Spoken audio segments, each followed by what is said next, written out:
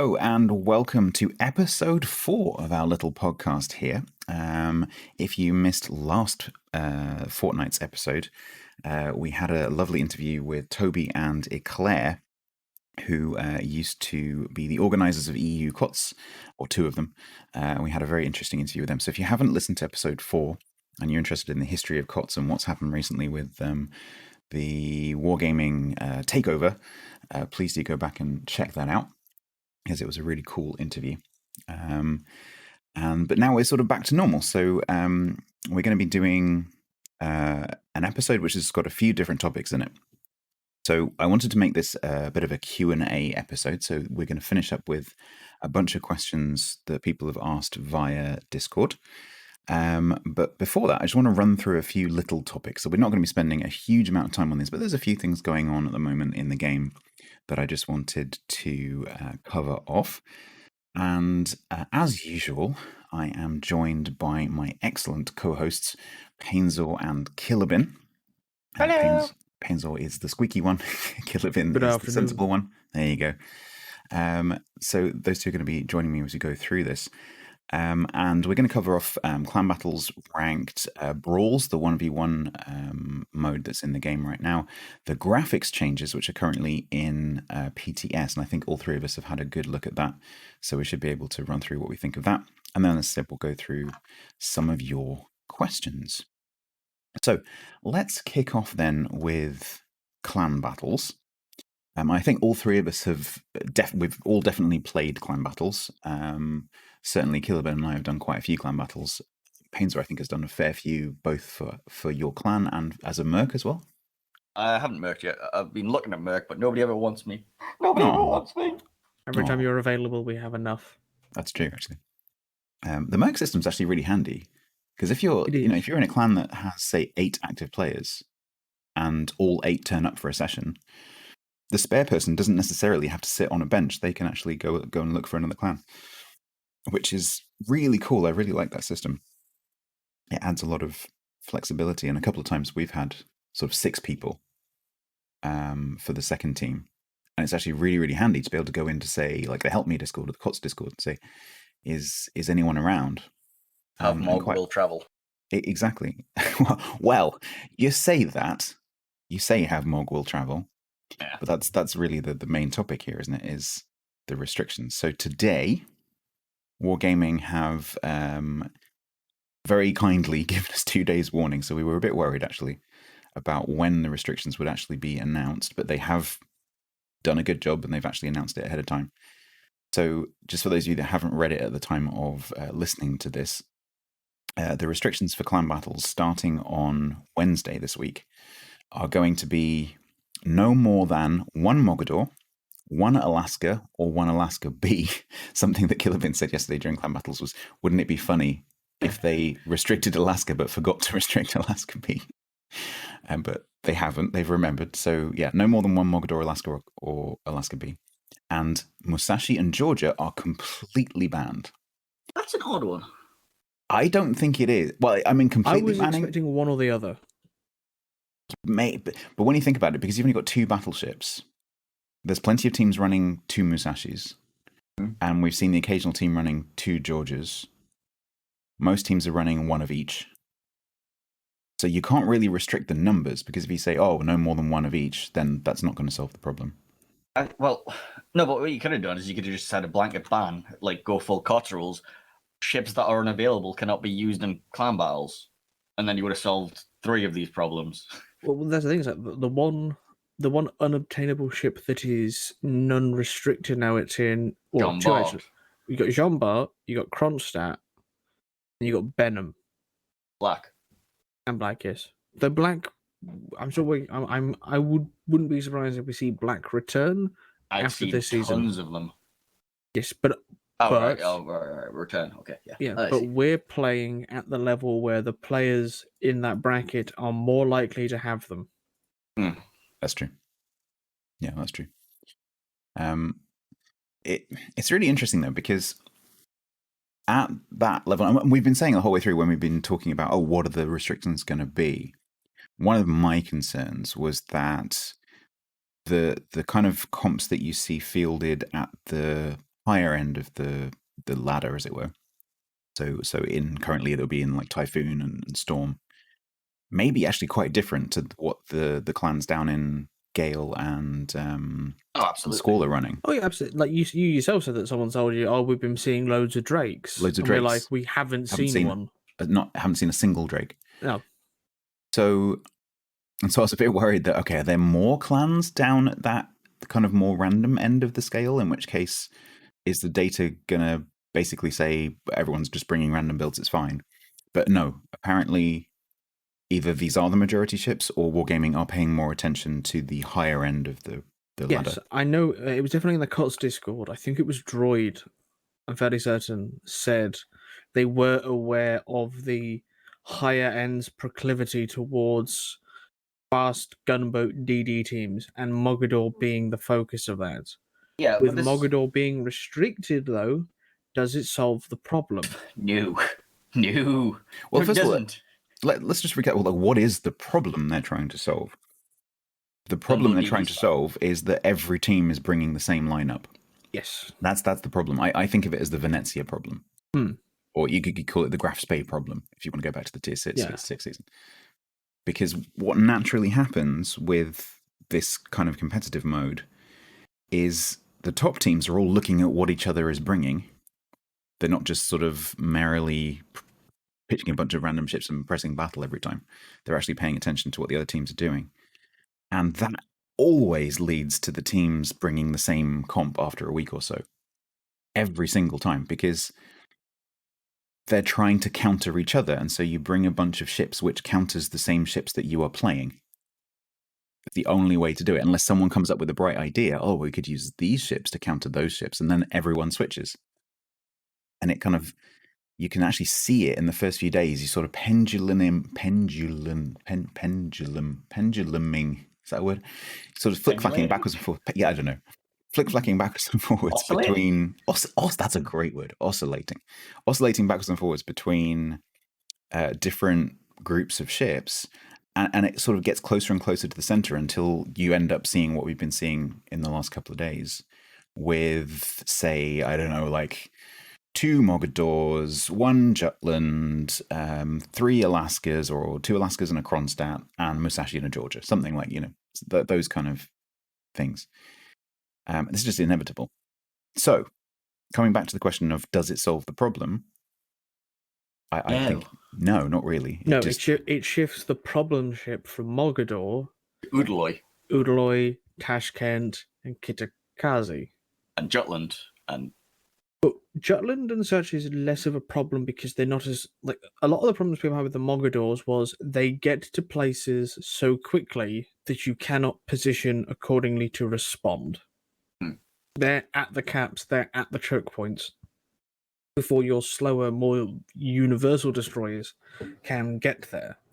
And as we have discovered, Mogador teams are incredibly difficult to beat with let's call a conventional lineup with a few DDs, a few cruisers, because of their exceptional ability to play at range because of good range, ballistics, and they're excellent at rushing because of their torp layout and reload boost. They're a really good all-round DD. If you're not playing her like a traditional spotting destroyer.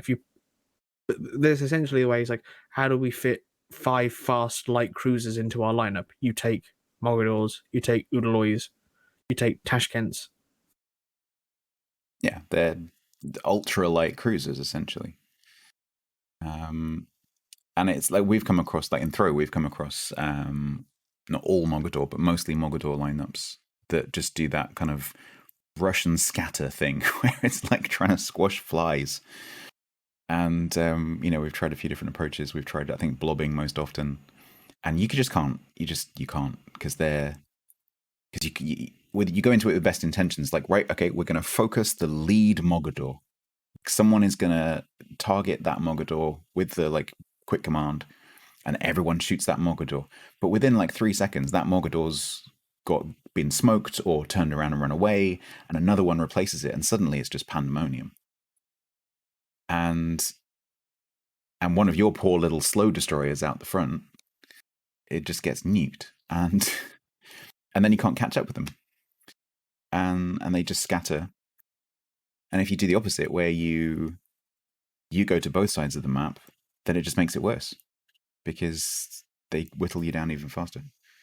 So is it going to solve that problem? Yes, because that's a ship-specific problem, specific to the Mogador. But you could probably do something similar with the Udaloy, I would imagine. Or with a Paolo, that's fast enough. Or with Tashkent even. Oh my god, can you imagine 5? We might see.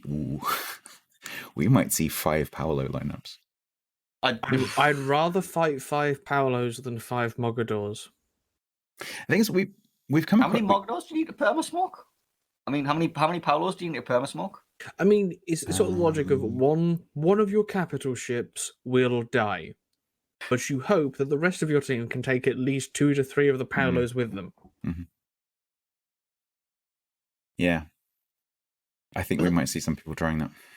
Can you imagine 5 Paolos shooting sap at your Mogador, though? That's my... Yeah, like, if you had 3 or 4 of them, you're just going to disappear. I mean, that sap is hits so hard.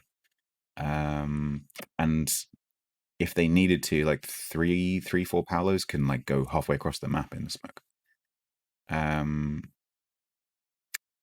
So, but we've come across like teams that are running 2 Paolos this weekend, and they weren't effective at all. Yeah, same. No, they pushed. They tended to trade, but they did die for it because you see Paolos, and everyone understands Paolo's thing is to get close with the smoke. So you go, okay, so you locate where the Paolos are and position so they have to cover a reasonable amount of distance to get to whatever you think's worth rushing. And also make sure you've got something that can spot in smoke. Exactly. Ready to go. I think that the only way to take advantage of that is to use either obviously people do camp next to islands and you just go and kill them. Or if they do what we were doing and just take a step back from all the islands, you've got another one of your battleships somewhere. I was going to say it's going to be Georgia or Musashi, because it's not going to be now. It's going to be, I don't know, Baji or something. But shooting across the map at those ships who are now more exposed than they would otherwise be. Mm. But yeah, it's going to be interesting to see if people try to use Paolos. But I think, clans are going to try and work out what the new, ideal lineup is. But if Wargaming keep changing the restrictions every week or two, is that going to be enough? Are we assuming also that the restrictions are additive? So next week it'll be no. Yeah, so like for all we know, they could pull a fast one and go, Alaska's no longer restricted. I mean, they could do. No one played Alaska in the last 2 weeks. We're going to remove. Yeah, data-driven. Yeah. Funnily enough, Alaska didn't have any games played, so we can allow it back in again. I think they could do. But I don't know. It's not like they're banning Mogador and Alaska. You can still take one. Yes. And you can take... I'm assuming that Alaska or Alaska B means you can take one or the other. I really hope so. You take one Mog, one Alaska of either variant. Yes. I think that's... Yeah, because otherwise that's silly. Or it turns out it goes, no, you can take one. You can take an Alaska and an Alaska Black. So what did you change? Yeah, basically nothing. So let's assume that that's the case. Yeah. So maybe we'll see teams now running, instead of running, say, 2 Mogadors, they'll have a Mogador and a Udaloy, or a Mogador and a Tashkent, something like that. I've already been seeing the Udaloy spam. We've seen a few. I think we've seen 1 or 2 Udas. Haven't seen any Tashkents yet. I haven't seen a single Tashkent, but I've seen 4 Udaloy teams, and we haven't seen a 4 Uda team yet. It's just as annoying. You have the Jutland or the Black to spot for them, and then you have the DPM and the Arcs on the Udaloys, and then you have the heal and the smoke disengage when you're in trouble. It's very annoying. We saw quite a few teams who were already switching out of Alaskas into Rigas and Kronstadts. Yes, I think a lot of people were expecting the Alaska restriction, so were adjusting their comps accordingly so that they weren't taken by surprise. That's rubbish. I'm not entirely sure that people were expecting the flat-out ban on Musashi and Georgia. I was personally expecting one or the other to get banned, given that we saw more 2 Georgia teams than say 2 Did Musashi. we see a single other battleship type? Yes, Jean Barts. We saw a I few Jean saw Barts. Badgies. Okay, yeah. I saw Sovietsky Rossias. I saw Soyuz. Oh, we did see a couple of Soyuzes. Yeah, that's true. And I've But- switched to Soyuz from Georgia because of my play style, and Georgia's sometimes inconsistent guns, and I'm not losing anything going to Soyuz because I can still overmatch the cruisers. I And can it's still great close smack the battleships. I haven't got the range anymore. But that doesn't matter because then you've got the ranged battleship on the other half to cover. And the ballistics are better for hitting destroyers. I know I've been seeing murmurings potentially of if you see a lot of spamming HEDDs, whether or not Lion will become a ship to pick. I've seen one. Because Lion can just sort of take the HE spam. Mm-hmm. She'd struggle in a battleship trade. We've encountered a few Lions, and they try to kite, and they're trying to get all 3 of their turrets in play, and that gives enough of an angle, at least for Georgia, to citadel them quite reliably. Thing is, even in Musashi yesterday, I was taking a lot of shots at destroyers because there are a lot of destroyers. Exactly. Yes. So I think if the meta does develop more into sort of a mimic of the Tier 8 season, for those who remember that, where it was essentially Kievs versus Kievs, and the Vladivostoks shoot at the Kievs on their way in and then ram each other, and that was it. Which was probably one of the worst seasons. I think I'd rate... More so than the Graph Space season? In order of worseness, I'd say the first carrier season, then the Graph season, then the Tier 8 season. Yeah. That's people can obviously bring up their top 3 worst clan battle seasons. Pates, did you play much in either like any of those ones, like the Graph ones, the Tier 6 one? The Tier 6 season was abysmal. It was abysmal. The only reason I hated it is because I didn't have a T61 at the time, and I think I would have had a lot more fun if I had a T61 at the time. I think I played Budyoni. I managed to get these. Oh, you managed to convince your like. I remember pleading with Throw, like, please, can I play something other than Graph? I hated Zone, please, can I? And they did let me play Budyoni a couple of times. Yeah, but it was like, no, we're all playing it. We're all suffering together. I don't want to. And like to this day, all of us will like. Certainly, if I get a request in chat for like, can you play Graph Bay? Like, no. Please, no. Played that enough forever. Thank you, bye. Okay, well, it's going to be interesting to see from Wednesday, what teams do. But I think teams are all, like the top teams, certainly are always going to funnel towards the same comp as each other because that's just how it works. And so there's going to need to be a second set of restrictions, I think. I think the easiest way to stop the full DD comps is to limit DDs to 2 max per team, maybe 3. 3. I think 2's too much of a shot in the foot because then why even like it? What about just if they did just straight from the beginning of the season, just did a rule that said, assuming that like Alaska and Alaska B are the same ship, just say you cannot bring any more than 1 of any ship, full stop, across the board. I've also been like wondering to myself, how come bringing 6 cruisers is fine in everybody's eyes, but 6 destroyers? No, you can't do that. That's blasphemy. Mobility. Yeah, but like, why People's issue is the mobility, It's extreme mobility of some of the destroyers. If you came across 1 battleship and 6 Alaskas charging at you, you can scatter and focus down one of those Alaskas pretty quickly. But if you've got 6 Mogadors coming at you, it's just chaos. Yeah, and I like the chaos. The chaos is fun. Yeah, if you're the ones if you're the ones doing the chaos. Yeah. If you're the ones on the receiving end of the chaos, it's just discoherent screaming. Pretty much. But are you saying that there isn't any skill in the chaos?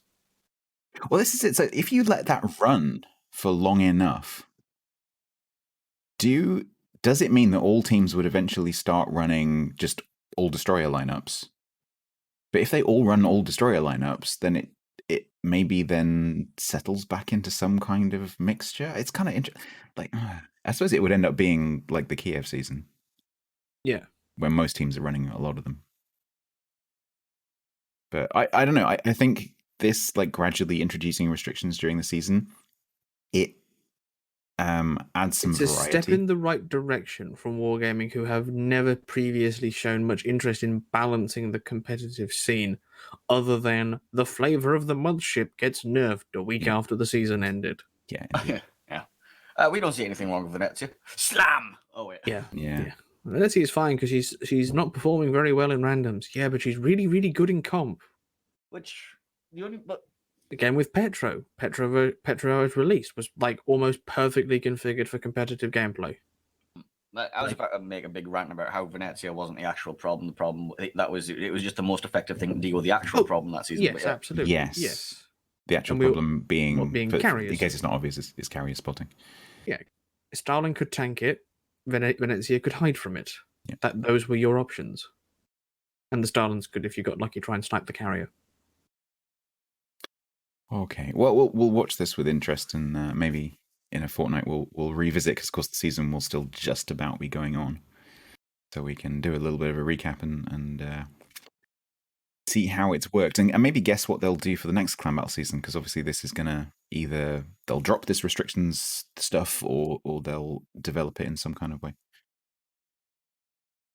Exactly. So, yeah. It depends on the feedback. Like I'm hoping for hope's sake that people go, yeah, no, carriers made it so much more enjoyable, and I would love to see an uptick in players and all of that. And yeah, but we'll see how it goes. Excuse me? Yes. Carriers? What are you talking about? I don't know. No, as I'm saying that. No, as in like players will say that because there were no carriers, it was much more enjoyable. Oh, I see what you mean. Right. Oh, of course it is. Yeah, I mean, like the thing that makes clan battles fun is not knowing exactly what the other team is doing. That's it. That's the fun. That's where the fun is. It's the surprise element, which carriers just completely removes, in my opinion. Yes.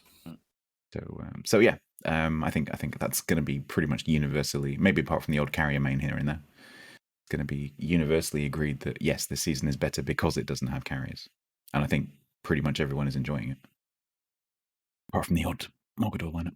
Anyway, okay, let's move on to very quickly touch on ranked. So we've got ranked at the moment at tiers 8, 9, and 10 across the 3 leagues, and of course it's running in the new format now.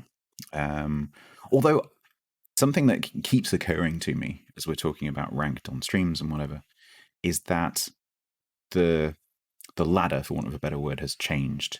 But ranked itself, the actual matches are just ranked as it's always been, with mixed tiers instead of one tier. The actual gameplay is the same. Is that a feeling that you two have? I don't know how much ranked you two have done, actually. I've done a fair amount. I'm up to rank 3 in silver at the minute. I've qualified for silver, but I haven't really played much silver yet. And if you try and ignore the actual ranks for a second, does the gameplay feel the same to you? No. In what way? I can do more. I can I have more control over what's going on. I'm not going to get randomly sniped from across the map by something. I'm not going to But why? How is that different to the old ranked? Oh, I thought you meant from randoms. No. Sorry. I've confused you with my notes. So no, I don't think there's been any practical game change between how people play old ranked versus new ranked. The reason I ask is that I've seen a lot of people in various forums. I don't mean the forum. I mean like media saying, "Oh, ranked is so much better, worse, whatever." Insert adjective than it used to be. Meaning the gameplay, the gameplay hasn't changed. The gameplay is the same. Meta game, however. The meta has changed slightly. No, I meant the meta game as in the grind 1 billion stars part of it. That's changed. Yeah, I mean, there's more indications of progress now. There's more burnout. Yes, there's more. There's a higher risk of burnout because I've made bronze. That's it. I don't need to, because points have been set, like legitimate stops, like bronze, silver, gold. Whereas the old system, it was just like a bunch of stars. So you figured you might as well have a go at trying to go for one. But now people are much more happy to sort of stay where they feel comfortable. The other thing that I don't think people maybe don't quite cotton on to is that the leagues like bronze, silver, gold existed before in terms of the matchmaking pools. It's just that it wasn't labeled as such. There wasn't anything that's like a big sign that came up and said, right, now you're in the rank 5 to 2 pool. There's nothing in the UI that told you that, so you just had to know that that was the case. Because even the irrevocable ranks didn't quite line up with the pools. They used to in some of the older seasons. Yeah, they did in some of them. 10 and 12, I actually had to, in order to, when rank first changed, I actually went back and pulled out all of the infographics for every single old ranked season because someone was saying, oh, there used to be, I heard like there were no irrevocable ranks originally. The irrevocable ranks were different. And so I went and pulled all the infographics to find out whether they were correct or not, and they weren't correct. But in doing so, I was able to work out things like steel per star. So this is really interesting. If you ignore the distribution of the steel, which is a bit different now, because obviously now it's mostly related to getting wins, not for progression. And the fact that in the old version, you could get quite a lot of the steel just by getting up to, I think it was rank 12, which was reasonably easy to do over the course of the rank season. You go from, so I just picked out season 17 in the old style. So almost every rank season in the last, 2 years, the reward was 4,800 steel. And to do that in season 17, you had to go through 55 stars to get to rank 1. That's not 55 wins, that's 55 stars. And that works out at 87.27 steel per star. Then you move on to the first of the new seasons that we had a month ago. And that was 3,300 steel, so significantly less steel across the 6 1-week sprints. And it was 106 stars, so it was double the number of stars, which means that it was 31.13 steel per star instead of 87 steel per star. So it's a significant drop in steel per effort. Now, in this later season, they've actually doubled the amount of steel that's available because they've doubled the amount of time. So it's 6,600 steel in total for season 2. But you have to go through 166 stars to get all that across 6 2-week sprints. And that still only works out at just under 40 steel per star, which is significantly less than half of the old rank style. Well, you don't need to get all of the stars to get all of the steel now, though. That's the thing I've been thinking in my head.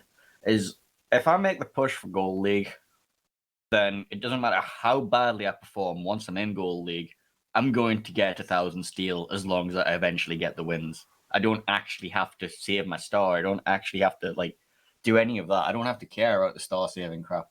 Like the rewards for each rank are negligible. Like you go from, you can just bounce off the bottom rank and exactly. With your 40% win rate or your 30% win rate, and just be like, all right, I'm still getting steel, and it's like, I think the only actual grind you have to do now is the grind from bronze to silver and the grind from silver to gold. After that, you're done. If you even want to bother, which is what Killerbin was saying earlier. Did you say you qualified for silver? You did, didn't you? Yes. Yeah, but I know some people who, even streamers, who are just staying in bronze because the amount of steel you can get by just bouncing off the bottom rank in their league doesn't vary that much between the leagues. It's only 200 difference between the leagues. No, exactly. So with very minimal effort in bronze, you can get some steel. Yeah, I think that's where a lot of players will reside. The players who go, I don't have time for clan battles, but at least now I can earn some reasonably regular amounts of steel that I can use towards getting a steel ship. So that's definitely a good thing. Whereas a lot of the steel in the old season was sort of locked at the high levels. Well, it came in lumps, if I remember correctly. I could go and find one of the infographics now, but I seem to remember that Maybe it's because I was seeded, and like after you play your first game, like suddenly you've got like cha-ching, cha-ching, cha-ching, cha-ching. Because, Yeah, exactly. So Yeah. maybe it felt like there was a lump around 12, but maybe it wasn't actually. But Yeah, because like most of us would start at like rank 12, 11-ish, and so exactly. after the first game, you'd be given all the rewards from the stars that you hadn't grinded through because you'd already been seeded at that point. Yeah, I It was think like if you rank you one, play you your got one rank 10. game, and it was like 1700 steel, just bang, done. And I think I like the fact that everyone starts at the same point every time. That feels good to me. The fact that on day one everyone is bronze 10 or whatever it is. It certainly helps matchmaking. But yes, it does. I mean, but it hasn't solved the problem where initially it's like you get to the first couple of days of bronze, and then a few people start to hit the qualifications for silver, maybe in day one. And that tends to be a very small pool. Because I was watching people do silver qualifications on stream on the first day, and it was just the same names over and over and over and over again. But those are those sorts of players who are just going to go, sod it, I've got the day, I'm just going to do it. Yeah. So if anything, it probably exacerbates that problem, and the fact that you're playing in a league which doesn't exist yet, if you see what I mean. Yes. Kind of a bit weird. Yeah, I'm not sure how I feel about the whole, like, you don't really have to progress to get the steel. All you have to do is just keep mashing battle. I mean, yeah, that's a skill issue. But like as we are above average players, we feel that we should be rewarded for our effort, and therefore don't like it when lower ability players can get some of the stuff that we get by just mashing battle, and eventually the stars will align and they'll get enough to get but 1500, before 2000 steel. Before, you had to get consecutive wins in order to go up the ranks, in order to get that steel. Now you could get like 20 losses in a row. As long as every 21st game you get a win, eventually you'll get 90% of the steel. Yes. So they've moved it from rank and skill to time. Yeah, I think I'm very certain someone had already reported seeing in the first of the new rank seasons, like someone with like 1400 battles and like a 47% win rate, but they would have gotten most of the steel doing that. I mean, it is a risk with a free-to-play game, but I do worry about some players who feel like they have to and are playing, ridiculous numbers. Like, because I looked up how many ranked games I've ever played, and it's less than 1,000. I'm probably in the same boat. Yeah, ranked was never my focus because of clan battles. Exactly. And there are some people who've played more ranked battles in this season than I've ever played. That's alarming. Yeah, and that cannot be healthy. And can that be actual players, or are we just finding bots? Bots. Well, this is the other thing. I'm sure that when I was in bronze, I didn't see it in silver, but I'm sure that when I was in bronze that first 2 weeks, I was seeing players who were AFKing. And this isn't like DC AFK. This is like properly, like, you can see that they're in the game AFK because their guns turn. Because they know that if they press battle and walk off, maybe the team will carry them every now and again. There's currently a player with 632 battles in Season 2. 632. Yeah. That's alarming. That's alarming. Too many. Yeah, that is considering alarming. The season has been open for just over 2 weeks. That's and limited time during the day, so 300 battles per week. Down, that's 30 battles, 35 battles a day, something like that. That's quick math. Okay, granted, in my heyday, sort of like 2 years ago, maybe, when like this was the only game I played, I could do 35 battles in a day, possibly. I have been known to do 800 battles a month. Yes, but you're a lunatic. The number of hours that entails is basically a full-time job. More than a full-time job. And okay, if you're unemployed or whatever, then fine, you've got time to do it. But that's just a bit. We have to assume that the people who are doing that are the people with all the time in the world. And a Puerto Rico. Well, you'd hope so. Yeah, so I do worry slightly that this change in format is exacerbating that issue of people maybe playing a bit too much and ending up affecting their health, perhaps. Obviously, that's always going to be a risk with a free-to-play kind of game. Absolutely. It's entirely possible. But it does increase the risk, I think. So if you're listening to this and you're one of these people who is knackering yourself out playing ranked over and over and over again and getting stressed out, it's just a game. Look after yourself, because it's a game. It's not worth affecting your health, your physical and mental health. So please, look after yourselves. Steel isn't worth that talking much. to me. I feel personally attacked by this. No, but you're happy doing it. You're not, you're not feeling like you have to do the grind. Because I've had that feeling with this game before a couple of times. We're like, oh my god, if I don't finish this grind, I'm going to miss out on X.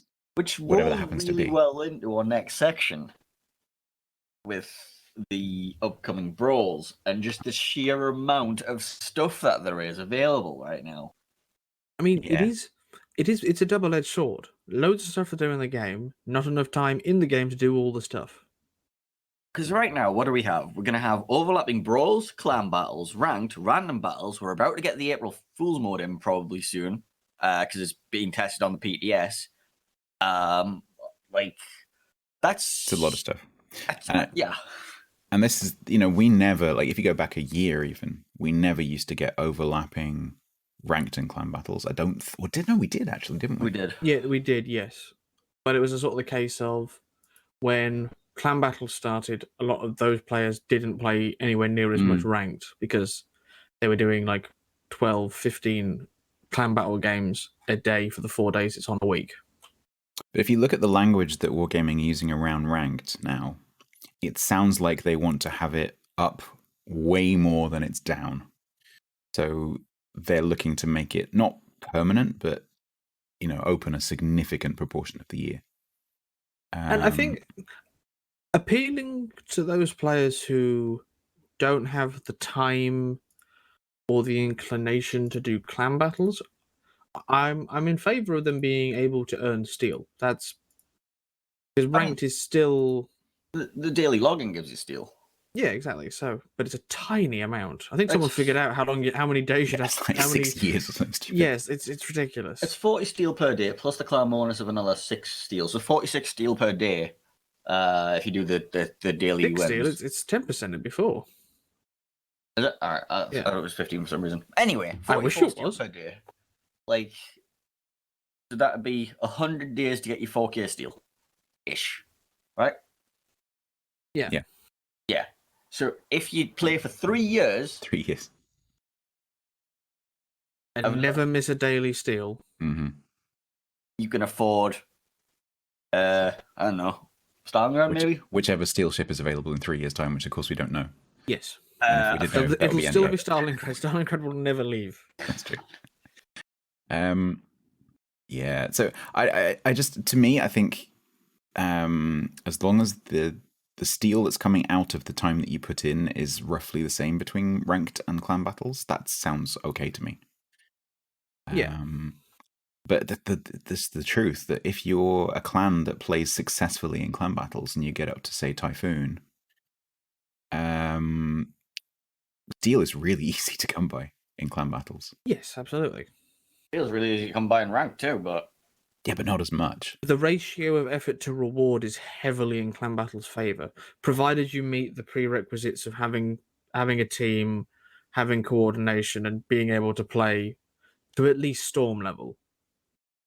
Because, like, how much steel can you get in the rank season? 6,600 now. And If you get to rank 1, 6 sprints in a row. exactly, And qualifying. but if you're a clan that just gets to storm,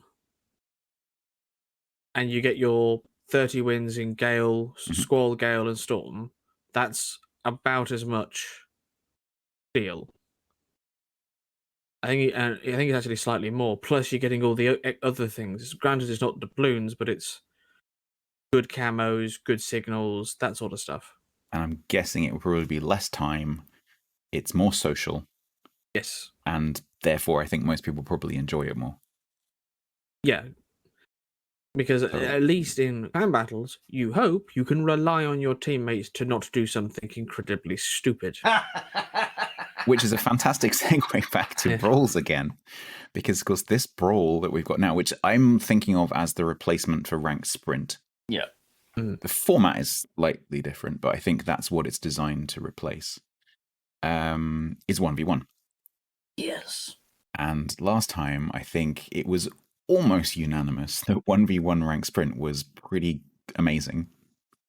I think a lot of us had a lot of good fun playing it. I certainly did. But the problem with 1v1 Ranked Sprint was that you ranked out too quickly. And so you're like, I just want to do it. I don't care if I get any rewards. I just want to do it again. And so I'm really looking forward to playing.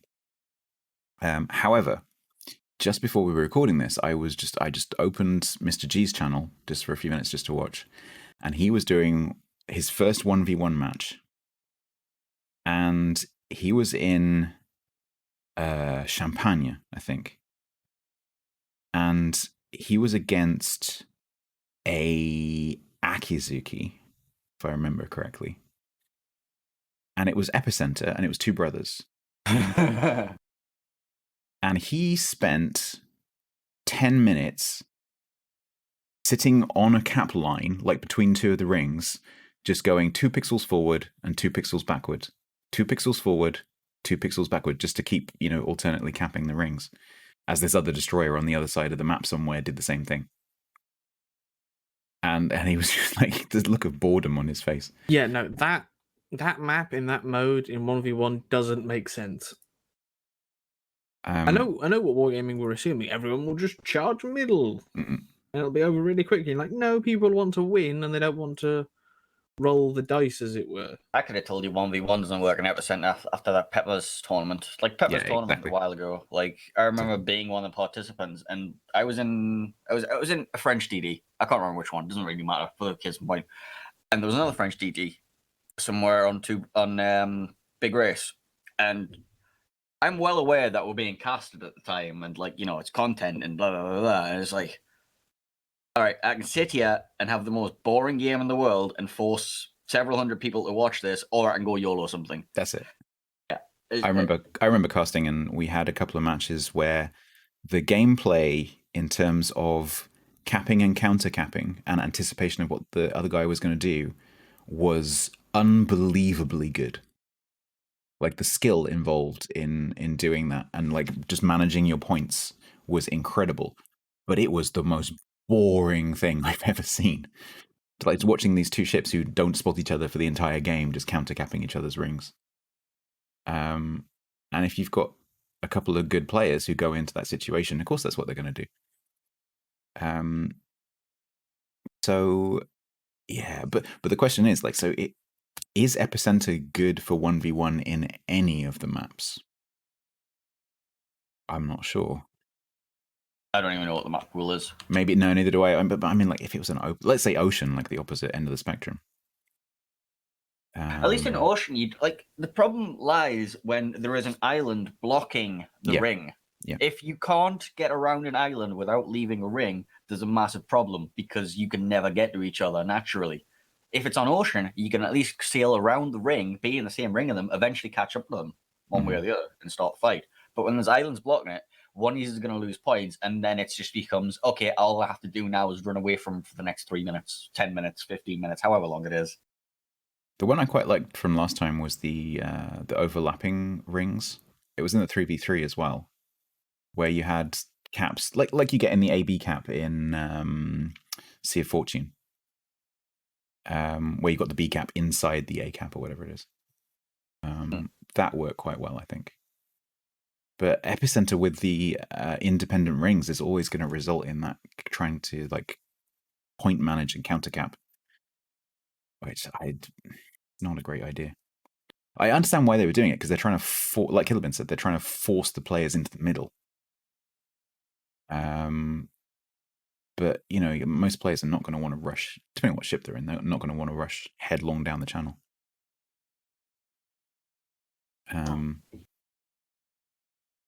So it's going to. I'm excited for it because it was really good fun last time, and I'm really excited for the fact that instead of it being, because it was ranks sprint, being a limited number of games. This time it's unlimited number of games, but it's only time limited from 8 a.m. till 1 a.m. for us. How long does it last? All week until Sunday. All right. So you got how many battles do we need? 1, 2, 6. Or 30 wins, somewhere, isn't it? Actually, no. It's actually more than that. I think you need like 50 wins. That's actually a lot. Nice. I mean, that's great. But this comes back again to: are there too many game modes? Because you've got people doing ranked at the same time, and ranked requires now a significant investment in time. Remember, now it's 166 stars instead of 55 stars in the old mode. It's 5 times as many stars. Sorry, 3 times as many stars. So it's like the current ranked season, if you think about it, the current ranked season is like doing old ranked 3 times in a row in a single season. So that's a significant time investment. You've got clan battles going on, and now you've got the brawls going on. So I am really concerned for the health of random battles. I don't think it's going to affect, say, tiers 8 to 10, because there's enough player population on EU at least to support that. But I'm really concerned about the mid-tiers, lower mid-tiers, as to whether there's going to be enough players around. You're always going to have the people in the lower mid-tiers just grinding their stuff. If anything, what it's going to do is going to make their experience a bit better, because all the good players is going to be, buggered off somewhere else grinding. You might be right. It is one of those times I always notice that the best time to play randoms is during clan battle times. Yeah. And not immediately afterwards, because all the players come pouring out of clan battles into randoms. Exactly, yes. Like, start playing randoms about 6:30 UK time, and most of the good players won't be there. Yeah, play ranked at that time. Yes. Yeah, indeed, actually. Yeah, indeed. I'd be very interested to see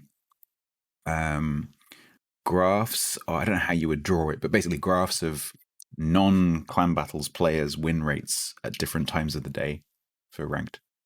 I think that would be really interesting to see. So I bet there is an uptick. I would love to see a graph of my own win rate across times of day. Yeah, like with your tiredness and caffeine consumption, and more about the general average skill level of the player base. Oh, I see what you mean. Times of day relative. Well, to I mean, myself.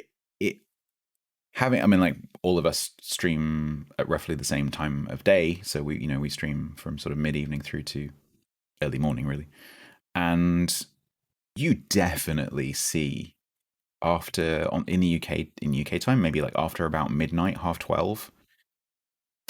It's like all the good players, I don't know why it's like this, all the good players go to bed. And that's why Kingpin ranked out in 16 straight games. And it's just, yeah, exactly. And if you have something like Warships Monitor open on the side, you'll see through the evening, you get mixes of all different skill levels, and then you hit about that time, sort of bedtime, especially on a weekday, and suddenly the board just goes red. And it's so obvious, and it's I find it psychologically really, really interesting. So you can draw some very interesting conclusions from that about, I don't know, those kind of people, those kind of players. But it's true, yeah. If you want to do well and you're a good player, expect really crap teams, but you yourself will do better. So it's a shame that rank stops at 1 a.m. for us. Yeah, because otherwise we could just beat up on all the good. Yeah. Oh, well, maybe that's why they did it. Okay, so lastly, before we dive into the questions, there is one thing that's on PTS at the moment, which I am really excited about, having had a really good look at it on stream a couple of weeks ago.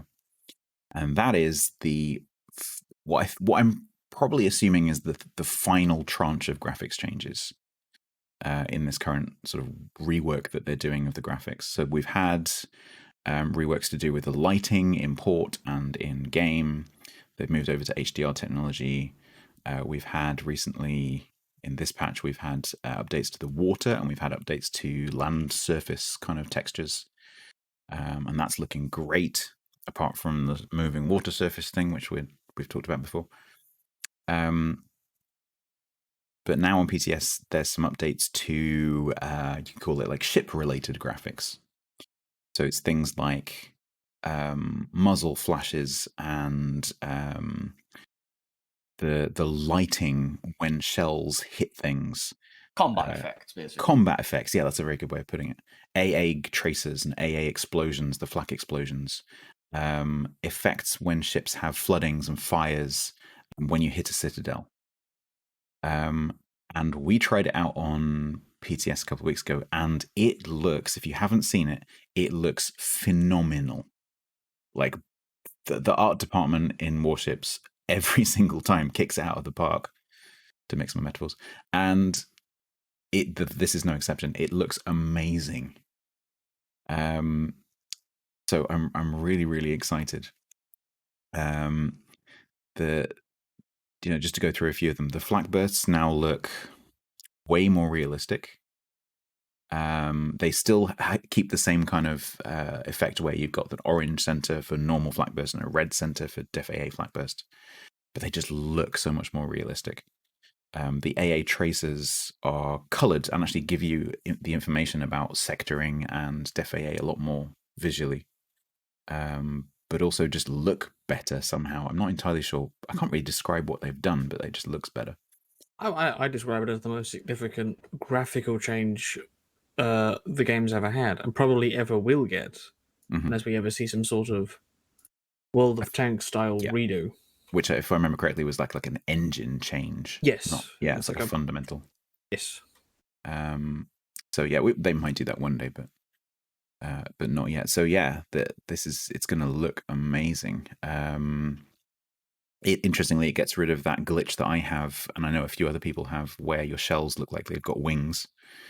So for me, for the first time ever, my shells look round, which is really cool. I think my favorite one is like they've used particle effects for things like smoke and fire. So if a ship is moving and it's on fire, not only are the fire animations better and more organic, so you get little fires popping up all over the ship, but they move more realistically. So rather than having an animation where the smoke goes up, the smoke goes 20 degrees backwards, 40 degrees backwards, and it kind of flicks between them. They've used this particle effect where the smoke, like if your ship were to go forward and then backwards, and maybe it's possible with a fast destroyer actually, the smoke would kind of be in an S shape in the air. Yes. Because it trails out behind the ship, and that just, to me, that just looks incredible. And I think it's gonna make it easier to tell what direction ships are going and how they're moving. Because I've always thought that the smoke animation, particularly like the stack animation, is too what's the word? It's not continuous. You can literally see it flicking between the like 3 or 4 different positions. They've added kind of a fade between the 2 animations, but you can see it doing it. And to be able to like get instant feedback about what the ship is doing based on its smoke is going to be really cool. Players are going to have to learn what things look like. So you're going to have to learn what single fire in the middle looks like now, double fire in the middle. But there's some extra information available, so you can now see when something runs a damage control party. You can see when it runs a repair. A heal. Flooding looks a bit better, and if you hit a citadel, stuff flies up in the air, which is one of my favorites, I think. So look out for that, because that's going to be coming. When will it be? Like just over a week from when you hear this podcast will be the update for 10.3. So that should be great. Now, I don't know which one of you wrote it in the notes, but so one of you's tried to guess what someone will complain about. Yes, that was me.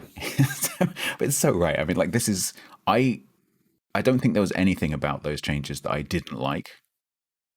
So, but someone somewhere will find. I do have a genuine question about the RNG effect, where like it's possible for a parachute to spawn. Is that going to have an effect on the ESRB rating of the game?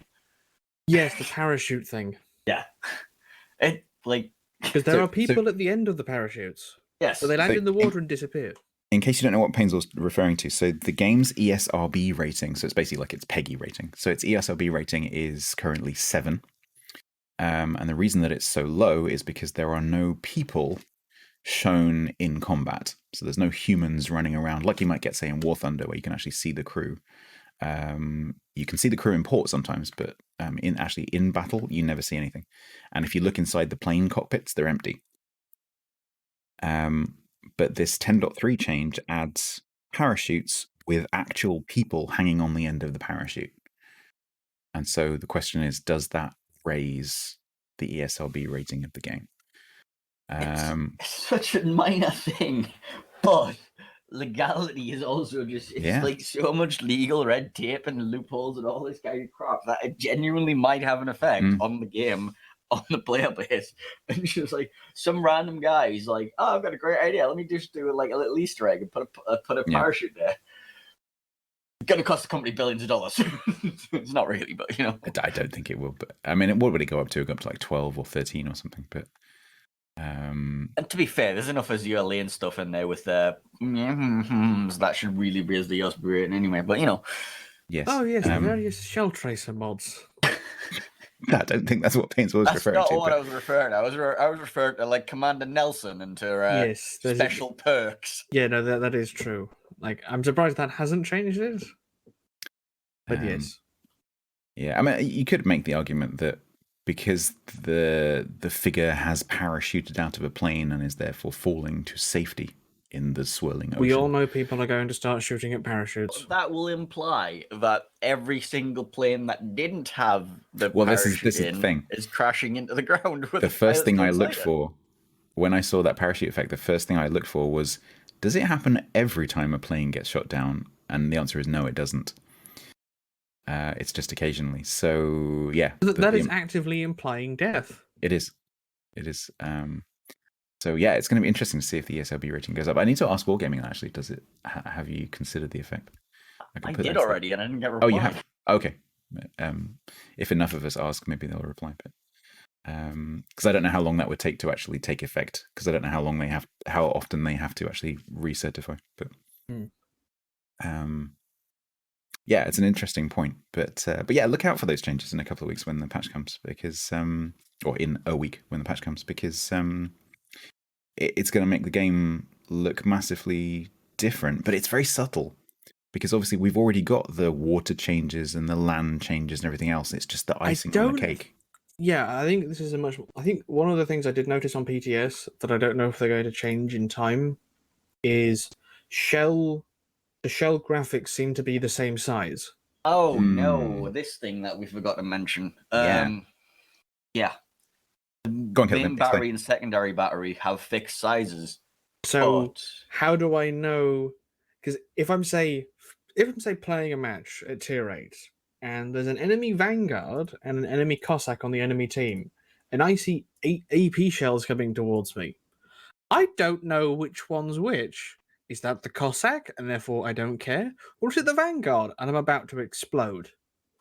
And currently, to be clear, in the game at 10.2, you can see the difference.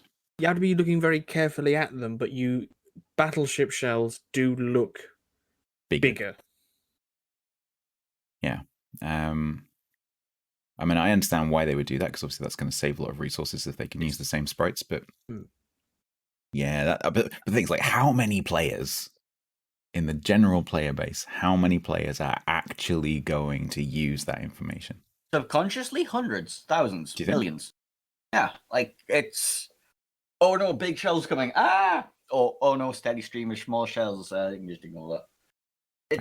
I think you are being very kind to the player base. I don't think anyone will notice. Well, no, I think competitive kind of players will notice, because obviously it's valuable information if you're in that kind of situation. But I think the general player base, I don't think anyone will know. It is going to like result in a lot of interesting clips where people are going to be like, "Oh, that's fine." The Cossack. Yeah, blap. Oh, that wasn't the Cossack. Yeah, true. So yeah, it's something to be aware of when the patch hits. Okay, so we've been going for about an hour, so let's move on to the questions. We'll see how many of these we actually get through. These are not in any particular order. They are all completely random. The idea of this was to just ask whatever you like. I think we've included the vast majority of the questions that were asked. And I'll tell you a bit later at the end of the podcast how you can actually submit questions for future episodes if we have a questions session. Okay, so let's dive in. So first up, from Stressed Possum.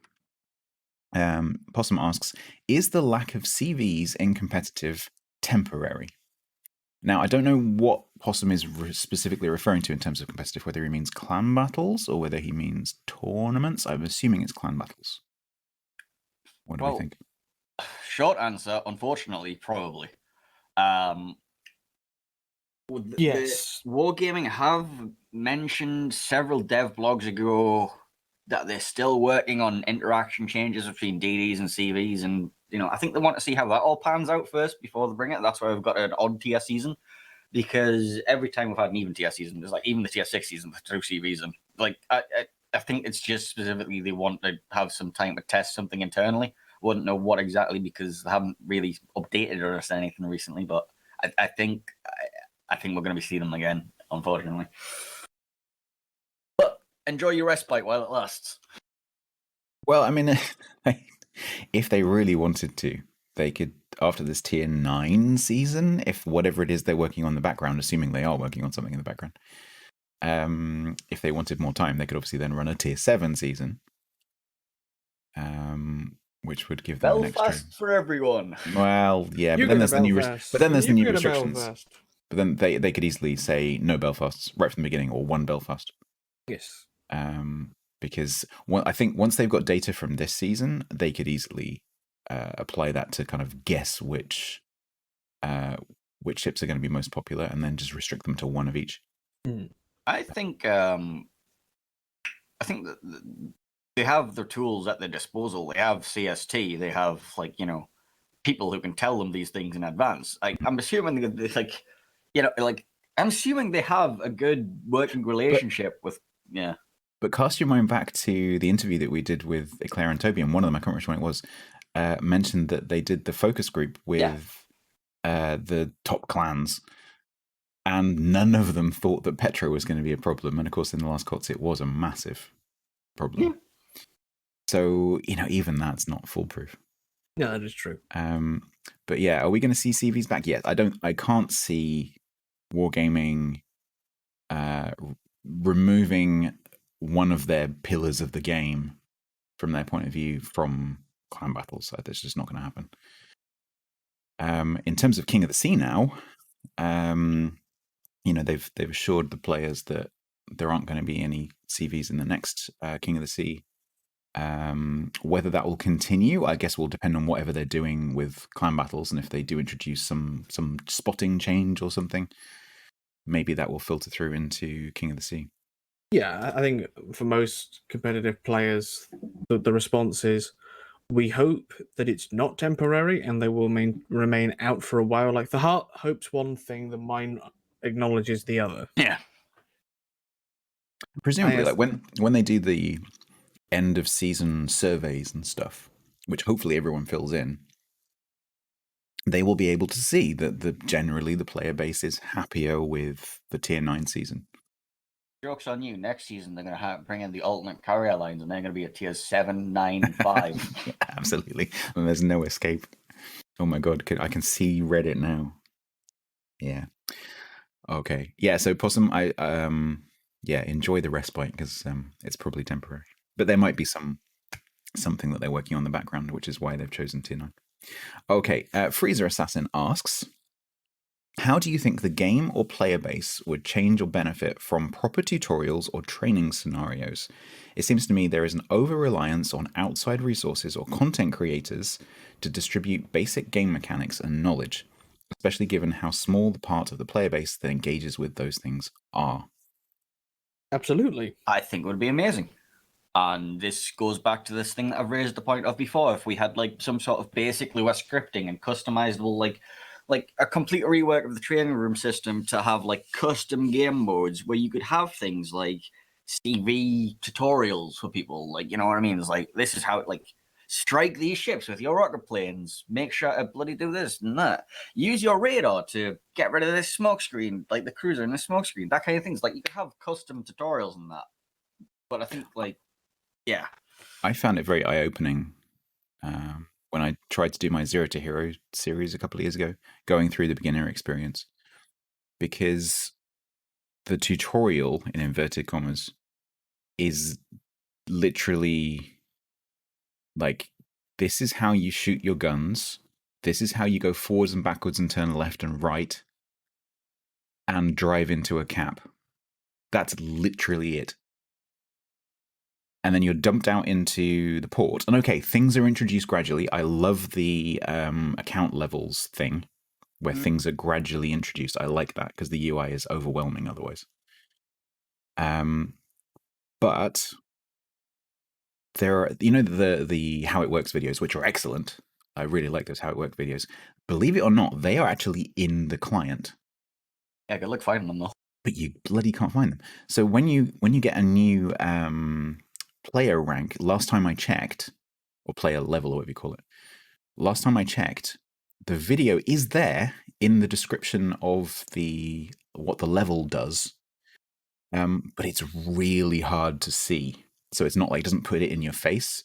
The last time I checked, you had to come out of the level screen, go back in again, and click something to find the video. And no one's going to see that. So hopefully, keep in mind, I've just pressed escape and clicked on video tutorials now. That's where it is. It still has team battles listed there. So this is how out of date this is. Exactly.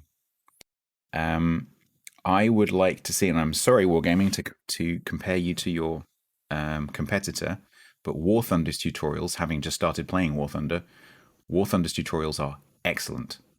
They hold you by the hand and they say, this is how this mechanic works, this is how this mechanic works, and talk you through aiming and targeting and movement and capping and all these things separately in these little game modes. And what Painezor just described about, like, this is how you use a radar to spot through a smoke screen. This is how smoke spotting works. Like, how many players don't understand how smoke spotting works? Quite a few. And then you get to things like my favorite bugbear to pick on, which is HE penetration is in the sidebar in the port. Why isn't AP overmatch? You've got all the information you need to, you've got the armor schemes. You can go and look at your HE penetration, like, which ships can I pen with my HE? Oh, these ones, and here, and here, and here. You can't do that with AP. And I know that, AP pen, flat pen, is complicated and that you can't really show that in the UI. But overmatch is just the same as HE pen. So why not have that? And there's all these little things like you have to know in order to play the game well, that the game does not teach you in any way. So yeah, I definitely think that Wargaming have, for the past several years, put too much emphasis on the external community providing the tutorials and the education that should really be in the game itself. And I find that bizarre on a game that relies on bringing new players in, which is just advertising, and then player retention. If you have a free-to-play game, player retention is everything.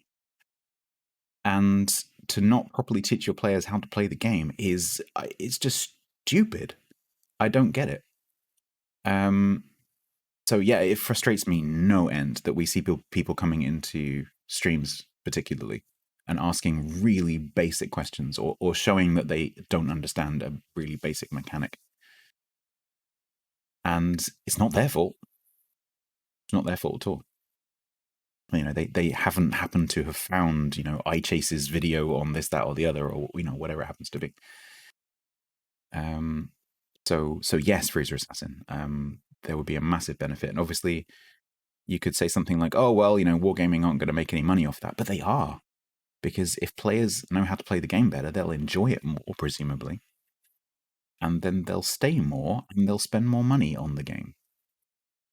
So I think it's something they need to do. I hope at some point they do a new player experience overhaul. because it really, really needs it. Okay. Hackenberg asks, it's kind of an interesting question. What is your favorite and least favorite gameplay mechanic? Odd question. Do carriers count as a mechanic? I was going to say rocket planes is the least favorite, but I'm not sure if that counts as a mechanic. I'm pretty sure rocket planes counts as a mechanic. Okay, let's call it a mechanic. Yeah. Okay, so you what's interesting is you've both immediately leaped for least favorite, I'm assuming. Oh, Yes. no, I was going to go with my favorite first and then go with the least Go favorite. on, Painezor. Go on, you go first. My favorite's the creeping smoke, specifically on Haida, because you can do dumb stuff with it, and like it's actually probably the single most technically minded thing in the game on this one ship. Like it's such a weird thing. I mean, you have it on Perth and stuff as well, but on Haida you can do weirder things with it. But yeah. And your least favorite is rockets? Yeah. My favorite would probably be main battery reload booster on battleships specifically. I like the ability to rapidly punish someone for making a mistake. Mm-hmm. Basically, can I just have a line of Burgoynes, please? That would be lovely. And your least favorite? Fighter spotting. Uh-huh. Yeah, the planes that are supposed to be doing fighting mainly being used for spotting. Speaking of which, That is interceptors. Like, what's the deal with intercept? Like, Planes, like, just logically to me are just a mess. I don't understand why interceptors don't shoot down fighters. But do they shoot down fighters? No. Why? Good question. Let's leave it that as a rhetorical question. My favorite gameplay mechanic is inertia. I love the fact, and Packenberg actually originally included that as an example in his question. I love the fact that, especially in a battleship, of course, you're going full speed towards something and you hit the brakes, you ain't stopping for quite a while. I love that fact. Bad Des Moines legendary module noises. Yeah, well, and they have toned that down now, and it is a bit more realistic. But I just love the fact that if a battleship is coming around a corner and suddenly they realize it's a bad idea, too late. That's it. You know, you made your mind up, a minute ago. I love that fact. Least favorite gameplay mechanic? It's got to be spotting. I know it's an integral part of the game, and you, to change that, the whole game would completely change. But the fact that it's not a realistic visual spotting model, where you can have a ship that's literally poking 49% of itself around a corner and you can't see it. I just find that ludicrous. And we all play with it every day. But I had an argument with a new player once down at, I don't know, like tier 2, tier 3, something like that, because I was in, I don't know, like Wakataki or something. And he was in a battleship. And he was coming towards me, and I was just talking. He was coming towards me. And he sent me a port message saying he was going to report me for hacking because how is it possible that I was there in open water and he couldn't see me? And I had to explain the spotting system to him. And I wish they designed the game with a visual spotting model. Especially having played War Thunder recently and seeing how they've done it. War Thunder has its own issues. There is quite often where someone will pop in and out. Like, if you're in third person, you can't see them. You go into gun review, and then the model just like ding. Right. Okay. Yeah. But it's much more like if you could see it in reality, you can see it. But like saying that would be like a fundamental change to the game. Well, which obviously is not going to happen. But I do find it a bit jarring sometimes. Well, you've got to take into account things like curvature of the Earth at this point. Oh no, absolutely no. I'm not saying that this is change it now. I'm not saying that. Like I'm perfectly happy playing with it with the way it is. It's just occasionally I just think it's so stupid that ship is sticking its nose around that corner and I can't see the nose. Well, that's an entirely separate problem. I personally, I would prefer it if ships had spotting points on the bow and stern. On the bow and the stern as well.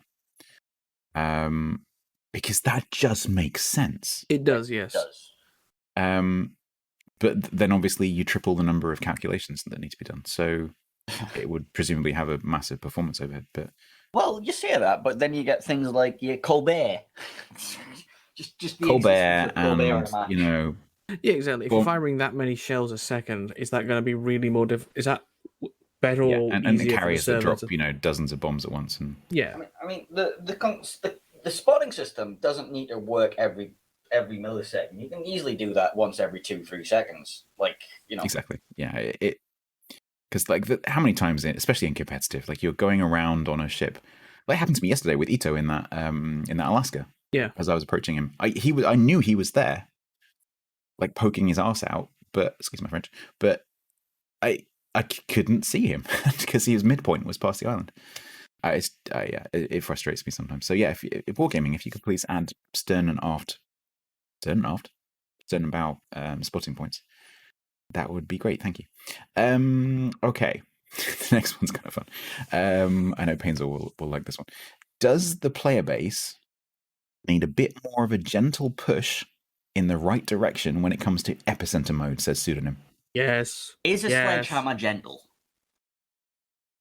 I know people don't like epicenter. It's not that. It's not the mode. The It's, mode is fine. It's the people. Yes. it's this mysterious black hole that seems to form at J1 and sucks all of my teammates towards it as I'm sat there in a TRB Kagero in the middle of the cap and bloody Northern Waters and just thinking, hello, Tim, hello. This is why I call it Epi Edge. It's infuriating. And then the carrier comes along, and so like basically, what Epicenter does is it punishes you for being a destroyer because your job now is not to play the game at all. It's to sit in this cap and block it and do absolutely nothing and wait for the carrier to come strike you repeatedly. Or if you try to do anything else, you give up the cap, they take points and they win. It's the entire game mode is broken. Yeah, but is it the game mode that's broken, or is it just the players are too afraid to scratch their ships, and therefore I would argue it's two sides of the same coin, because if the players aren't willing to play the mode is broken.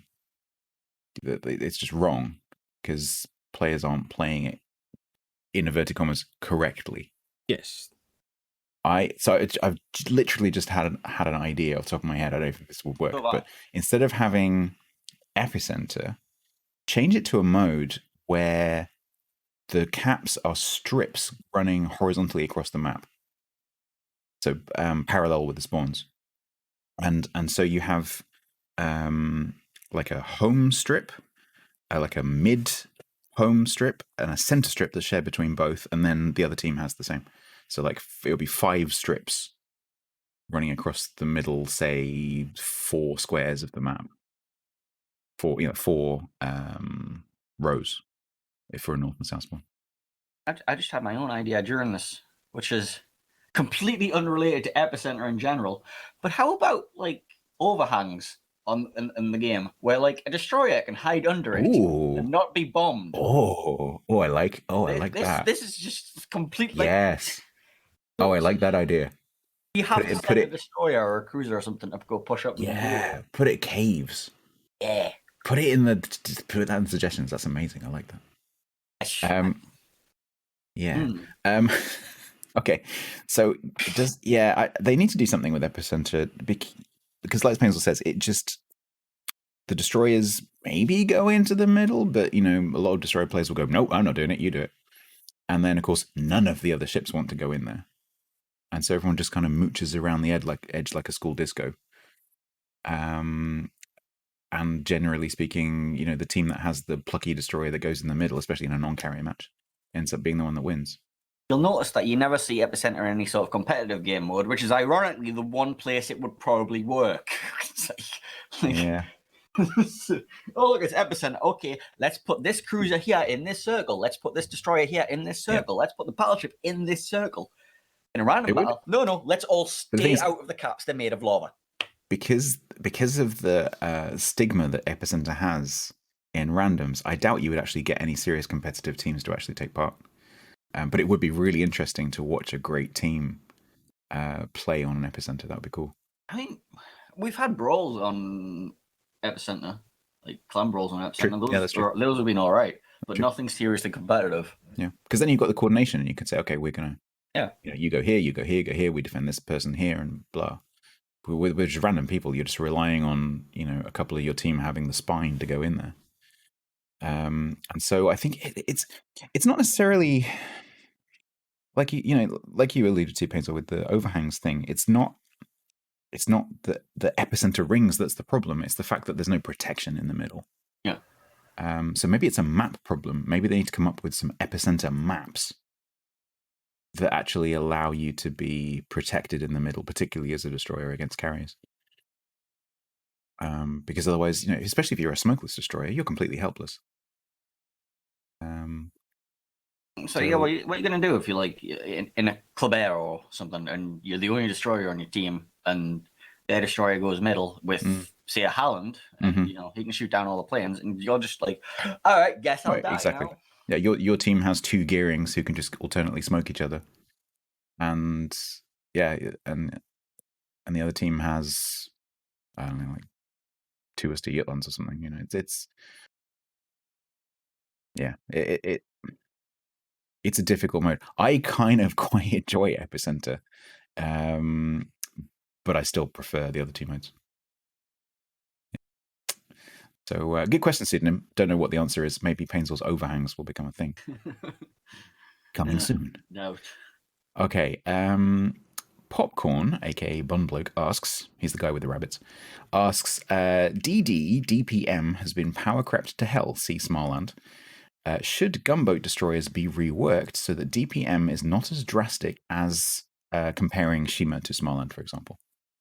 No. I mean, the problem with those two ships is that we have actual figures for those respective guns' reload rates and fire rates.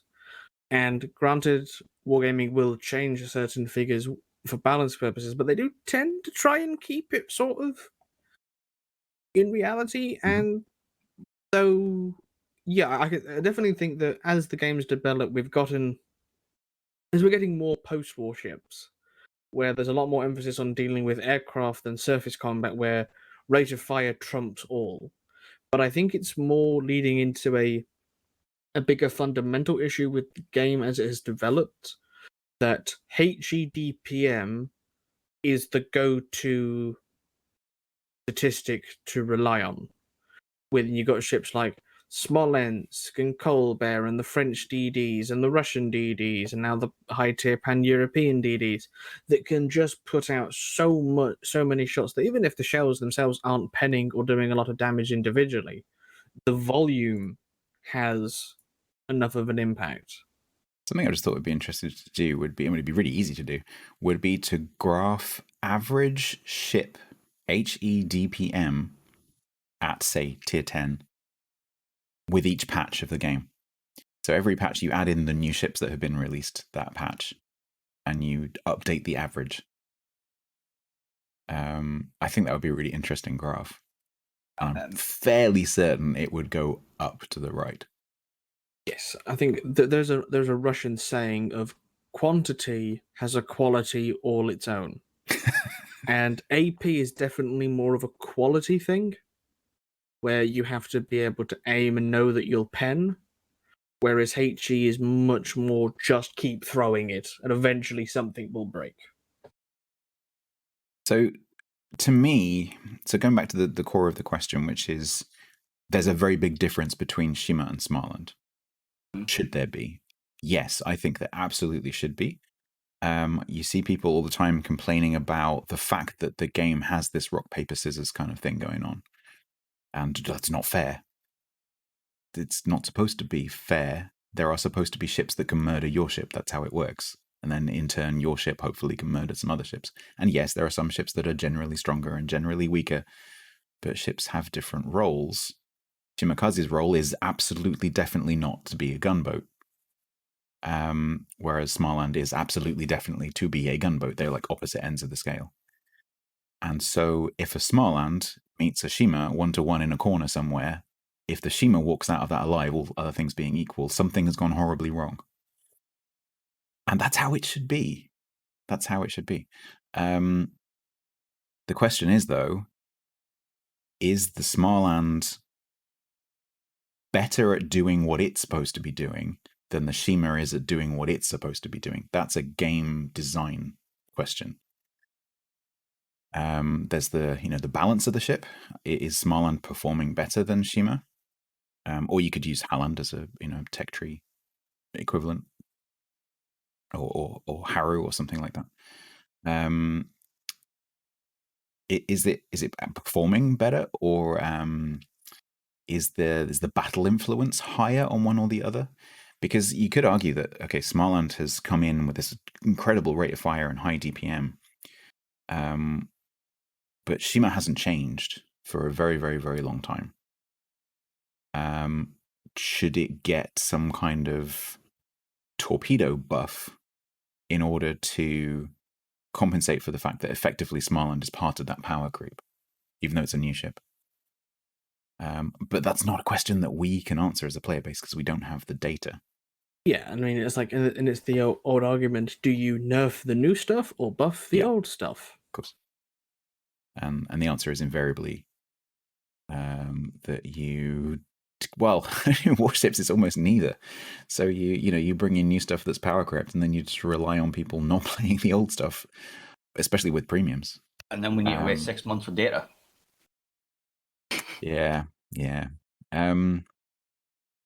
So it's a really interesting question, but I definitely don't think they should be brought closer together because that makes the game more boring. There should absolutely be jacks of all trades ships. There should absolutely be niche single job ships. Ships should have different characteristics because otherwise everyone's just driving around in the same boat. And you end up having this argument with people all the time in say, Twitch chat, where essentially their argument is, I don't like it that other ship is able to hurt my ship more than I'm able to hurt that ship. And then you say, well, do you want all the ships to be the same? And they say no. And essentially what you get down to is, I want everyone else's ship to be worse than my ship. Yes. Pretty much. In other news, buff my Småland, please. Yes. Which brings, comes back to this thing of, is Småland overall overpowered? Yes, it is. Yes, it is. But obviously, that's a very subjective point of view, but I think most players would share. So hopefully at some point the data will show that and it will get tweaked. But in the meantime, it's quite good fun.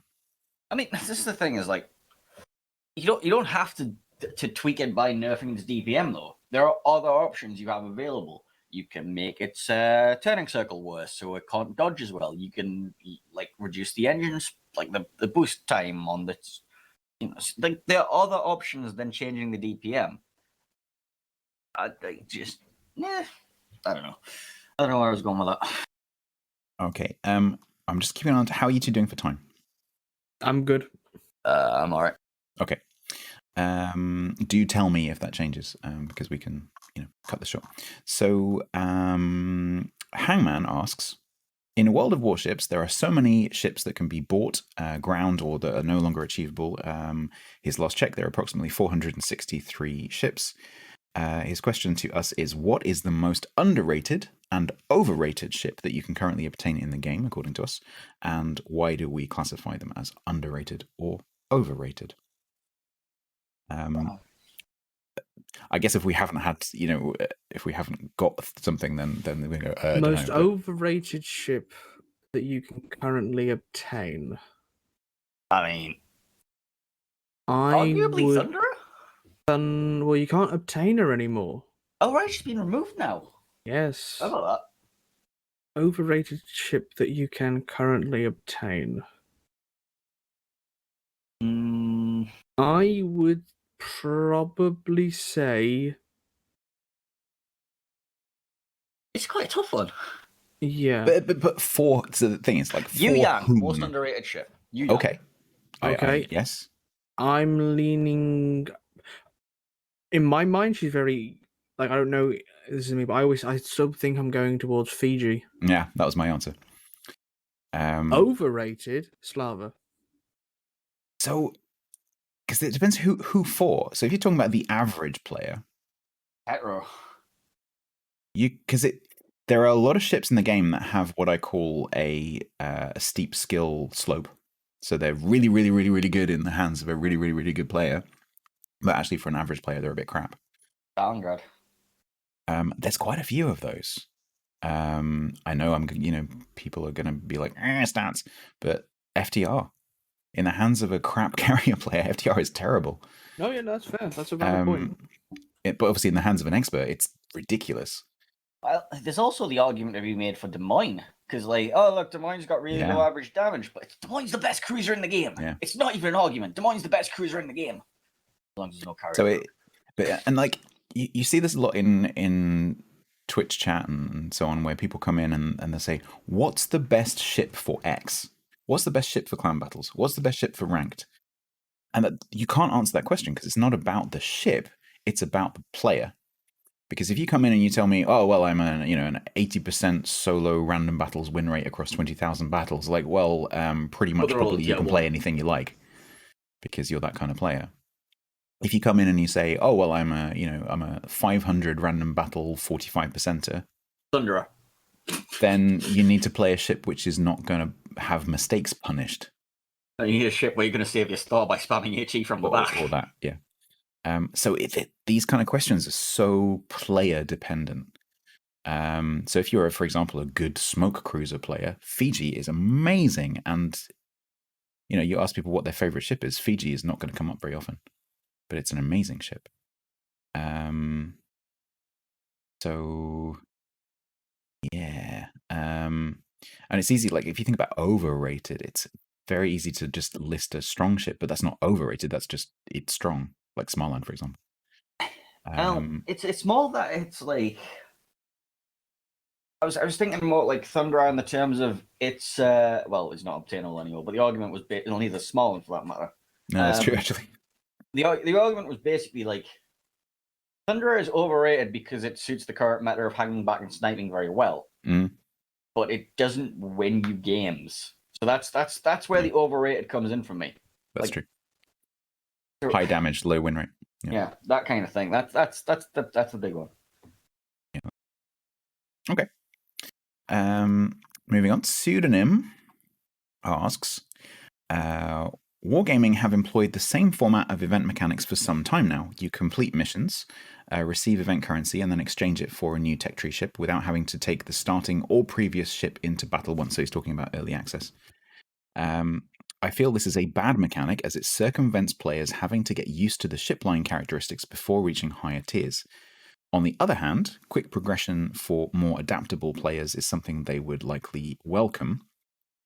So this is very experienced players just wanting to skip straight to the high tiers so they can use the ships. Do you feel this event distribution method is a good thing?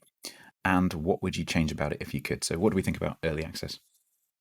I think early access as a whole right now is very whale spongy, midgy. What's the word? Like it's basically designed to extract money from people in its current situation. Because that's basically it. Because I think someone worked out that if you required all bundles to get the Lepanto, it's something in the region of $300 or something like that. It's in that. It's ludicrous amounts of money. I think the bigger problem I have is even if it was even if you got it on bundle 1 and this is a brand new player, it's the first day in the game, they click the armory, they're given a tier 9 Lepanto for reasons. You got a 1 in that's 1 in however how many bundles are there? 60? Yeah, 60. So 1 in 60 players has this ship now. So quite a few times I've seen, and okay, it's going to be 1 in 60 people. So maybe it is, but I've seen quite a few people, you see them with a Lepanto, or you see them saying, Twitch chat, I've just played my Lepanto. And you're like, how many rolls did it take to you to get that? And they're like, oh no, I got it on the first roll. Did you really? Did you? Or are you just saying that because you don't want to admit to the fact that you spent money on a tech tree ship? And it will never cease to amaze me the number of people who put significant amounts of money into these early access events when there are other events during the year, like the Christmas crates, for example. where you can put money in and get, like premium ships. What I would like to do is I would like to rework the combat mission system and do this, and say, okay, to unlock the tier 4, you have to have one of any other tech tree tier 4 battleship and hit some milestones with it. To unlock the tier 5, you need to have 2 of any other tier 5 battleship tech tree, unlock some milestones with it, and then progress up the tiers. You need more of it. So, like, if you have 9 tier 9 battleships of the other nations, you can unlock the tier 9 as long as you hit some certain thresholds. Be like, I don't know, you can stick them up as some quite high numbers, like do 7 million damage, get 40 million potential damage, that kind of thing. But I think it should be tied to your overall progression across the account anyway. So, like, you can adapt to it, and I think it should still be sequential. So you still have to go 4, 5, 6, 7, 8, 9. I think it should be more progression based, as opposed to random. Obviously, one of the mechanisms, or one of the reasons that they introduced early access, obviously one of them was revenue, but the other one was, for those players who've started playing in the last 3 years, since they've been doing early access, just so you know what it used to be like. When a new ship line used to be released, it would just be Wargaming, click their fingers, and at the start of a patch, the line is just there, and you can start playing the line. And so on day 1, let's say it was a new battleship line starting at tier 3. I remember that. Yep. Like the queue for 2 days would just be 24 Bellerophons. Yes, exactly. So that was definitely one of the reasons they introduced early access, is to smooth out the number of people playing the different ships of the different tiers. And it's definitely achieved that. You don't see that blob anymore. Because, of course, that blob would then move up through the tiers over the next few days. So it achieves that goal. But coming back to Pseudonym's point, there must be people in the game who've got the tier 8, 9, and 10 in a tech tree line, and I definitely had this until very recently, who've never played the tier 4, tier 5, tier 6, tier 7 because they didn't need to. And it exacerbates this problem of all the players being jammed up one end of the tier structure. Which is also probably why they had to introduce bots at the lower tiers. Which exacerbates the bots in low tiers problem, which causes what I call the World of Warplanes effect, where there are players playing World of Warplanes. It's just that they're all playing tier 10. And so when you come in as a new player, like I did, you see just bots everywhere, and you assume that the game is empty. And coming back to my point earlier about as a free-to-play game, you absolutely have to retain the players that you attract. The reason I stopped playing World of Warplanes within a week or 2 was because I didn't think there were anybody playing it, even though there were.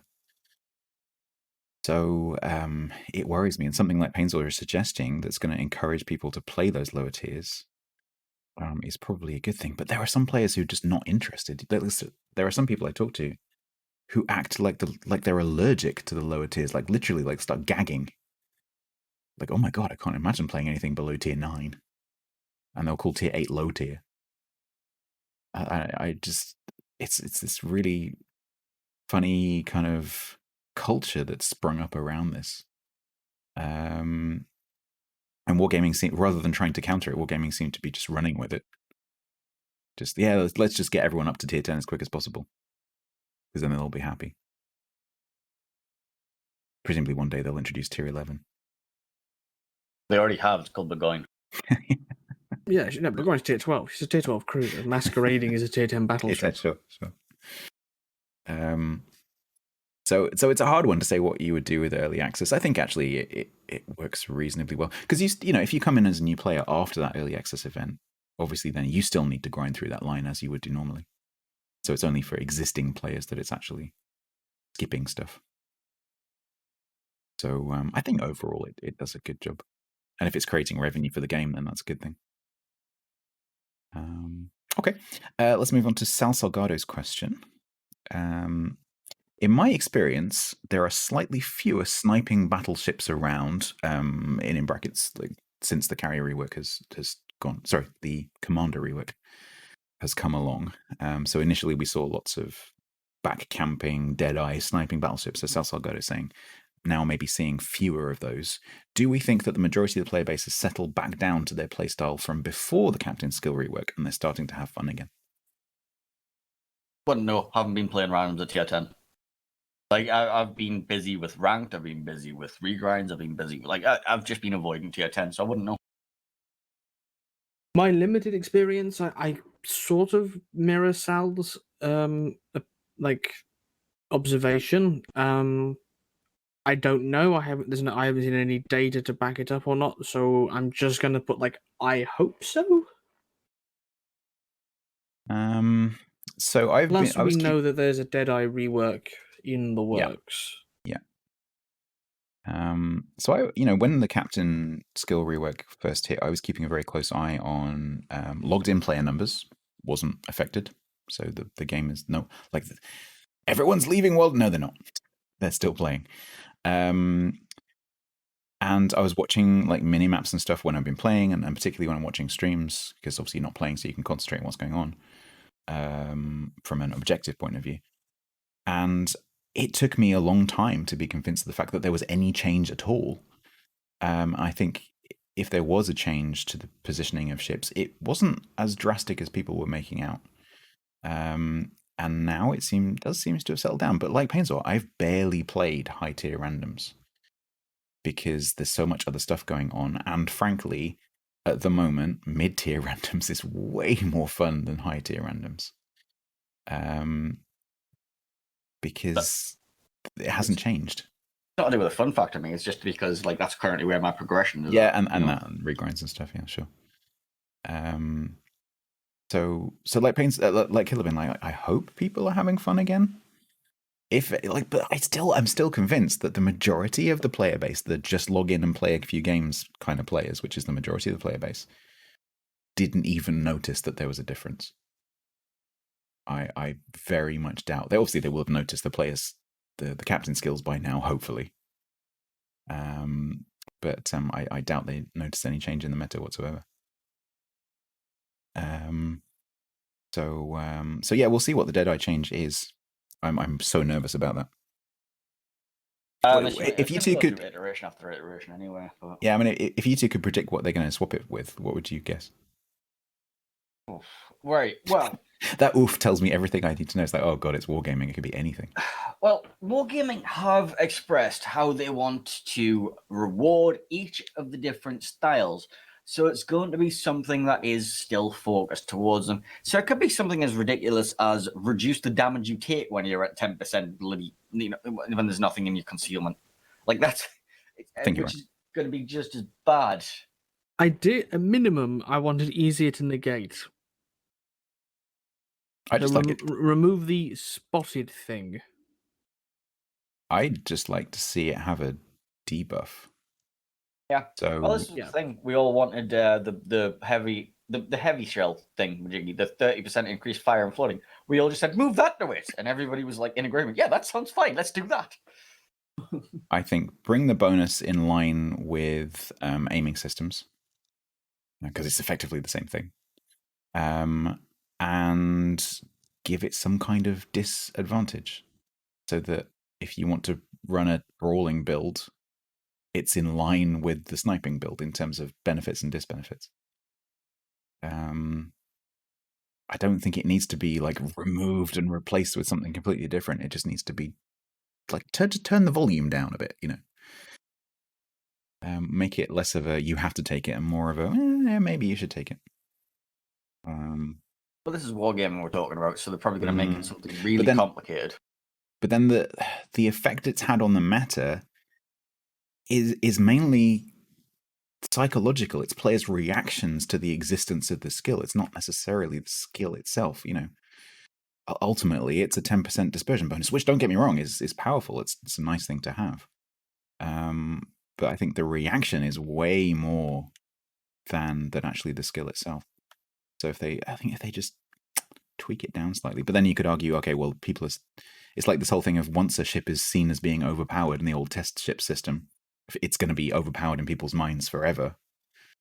Same sort of thing. Once it's Deadeye forever, and it doesn't matter what you do to it.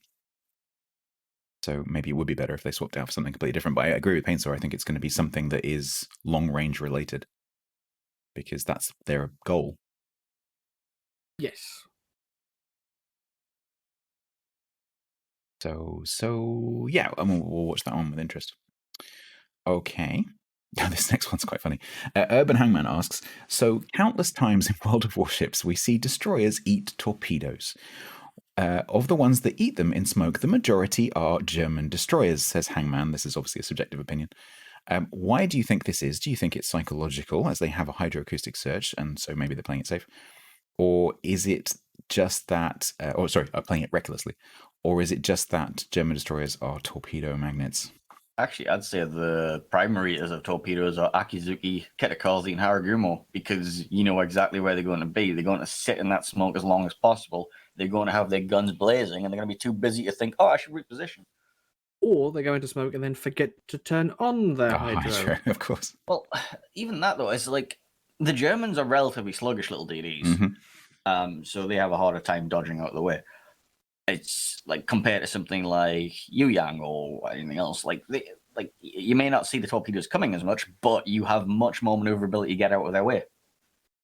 I think it's a combination of things. I think Hangman is right. Like German destroyers that have a hydro, they tend to play a lot more recklessly in their smoke because, oh, I've got a hydro. I'm immune to... No, you're not.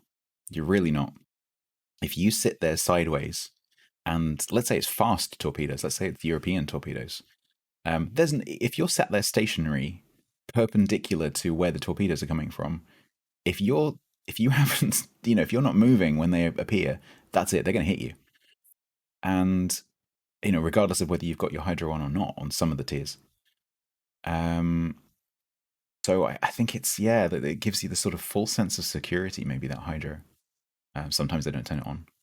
But like even in a hydro destroyer, you need to be proactive. You need to anticipate where torpedoes are coming from. You need to not be flat perpendicular to them. You need to try and keep moving in your smoke screen so that you've got some momentum to get going when they're spotted.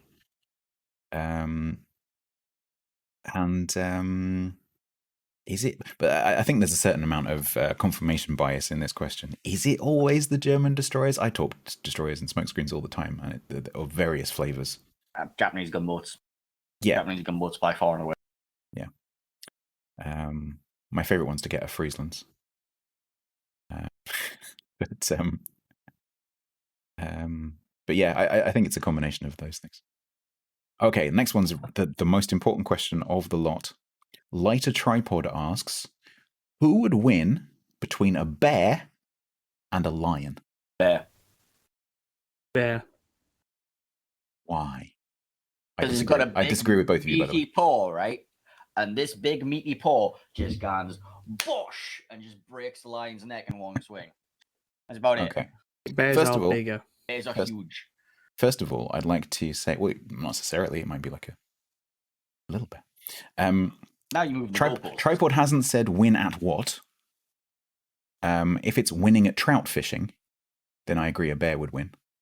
If it's just like pit fight, then I would go with a lion. My reasoning is bears have not evolved to hunt other large mammals. Lions' purpose in life is to hunt other large mammals. So I would put the other large mammals that lions have learnt to hunt aren't really inclined to be able to fight back, whereas bears have and do fight other bears. Look, I'm pretty sure that a bear can break the lion's skull and neck in one fell swing. Like, we're talking like, North American grizzly, big absolute muckle, yeah, mate, who the fuck you think you don't? Sorry for swearing. It's like, this bear has a potty mouth, okay? Basically, this bear is going to burst your wee little lion, a mate, it's not even going to be close. Right. Oh, well, bear gets 2 votes to 1. I'm still going to go with the lion. Okay. You can vote for the line all you want. It's not going to help him. He's going to get his neck snapped in 2. Tripod, thank you for the question. That's fun. Dead Meat asks, when you do a reset line for research points, this is a straight up mechanical question. I know the answer to this. I'll just answer it. When you do a reset of a line for research points, does it only sell the modules currently on the ship? Could you set the modules on your ships back to the default set? And when you reset, would you have the upgrades ordered in your armory? Would you need to research? And the answer is everything gets sold for the ships. Now, you're confusing the terminology slightly, Dead Meat. So modules and upgrades are 2 different things. Modules are things like the guns, the engine upgrades, the hull upgrades. Those get sold regardless of where they are. So if they're on the ship, they're mounted, they get sold. If they're in the armory, they get sold. If they're in your inventory, they get sold. Upgrades get demounted. So they will go into your inventory and they will be available to use on that ship when you get it back or on another ship immediately. So that's how it works. There is no variation. Modules always get sold when you reset a line, and upgrades always get demounted. Simples. And if you would like to see a full half-hour guide on the Research Bureau, I've got a video on YouTube. Okay, Sean, MN Nice asks, the meta at tier 9 to 10, long-range sniping battleships and long-range E-spammers, increasingly strong CVs, etc., isn't really operative at tier 5 to 7, in my opinion. There is hardly any radar at tier 7. The battleships don't have the range and concealment to really make use of Deadeye. The CVs aren't as strong. Many players seem to view the mid-tiers as the kiddie pool, or a lesser form of the game. And the question is, to what degree, if any, do you see the mid-tier play gaining in popularity from players choosing to avoid the top-tier meta? I don't really think that you're going to see people going to tier 7 instead. I think, if anything, what you said before, the sheer amount of available extra game modes that we have currently available, be it Brawls, the upcoming April Fool's event, the clan battles, ranked, that's what's going to be draining people out of the upper tiers of tier 10. I don't think we're going to see people, like, if people are going to be moving from tier 10 to somewhere else, it's going to be to one of those modes. I don't think it's going to be going to low tiers. I would agree with that. I think some people stick to 10 even if they're not enjoying it, just because out of a stubbornness of, no, I'm not going to go and play that stupid low tier, stuff. I've come across that attitude many times. I not with that at all. I've always thought that tier 5 to 7 is the most fun. It's the most dynamic. The maps are smaller. The maps are more fun.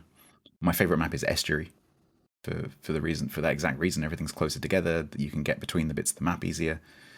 And so, I will always jump at the chance of playing tier 5 to 7 if I can.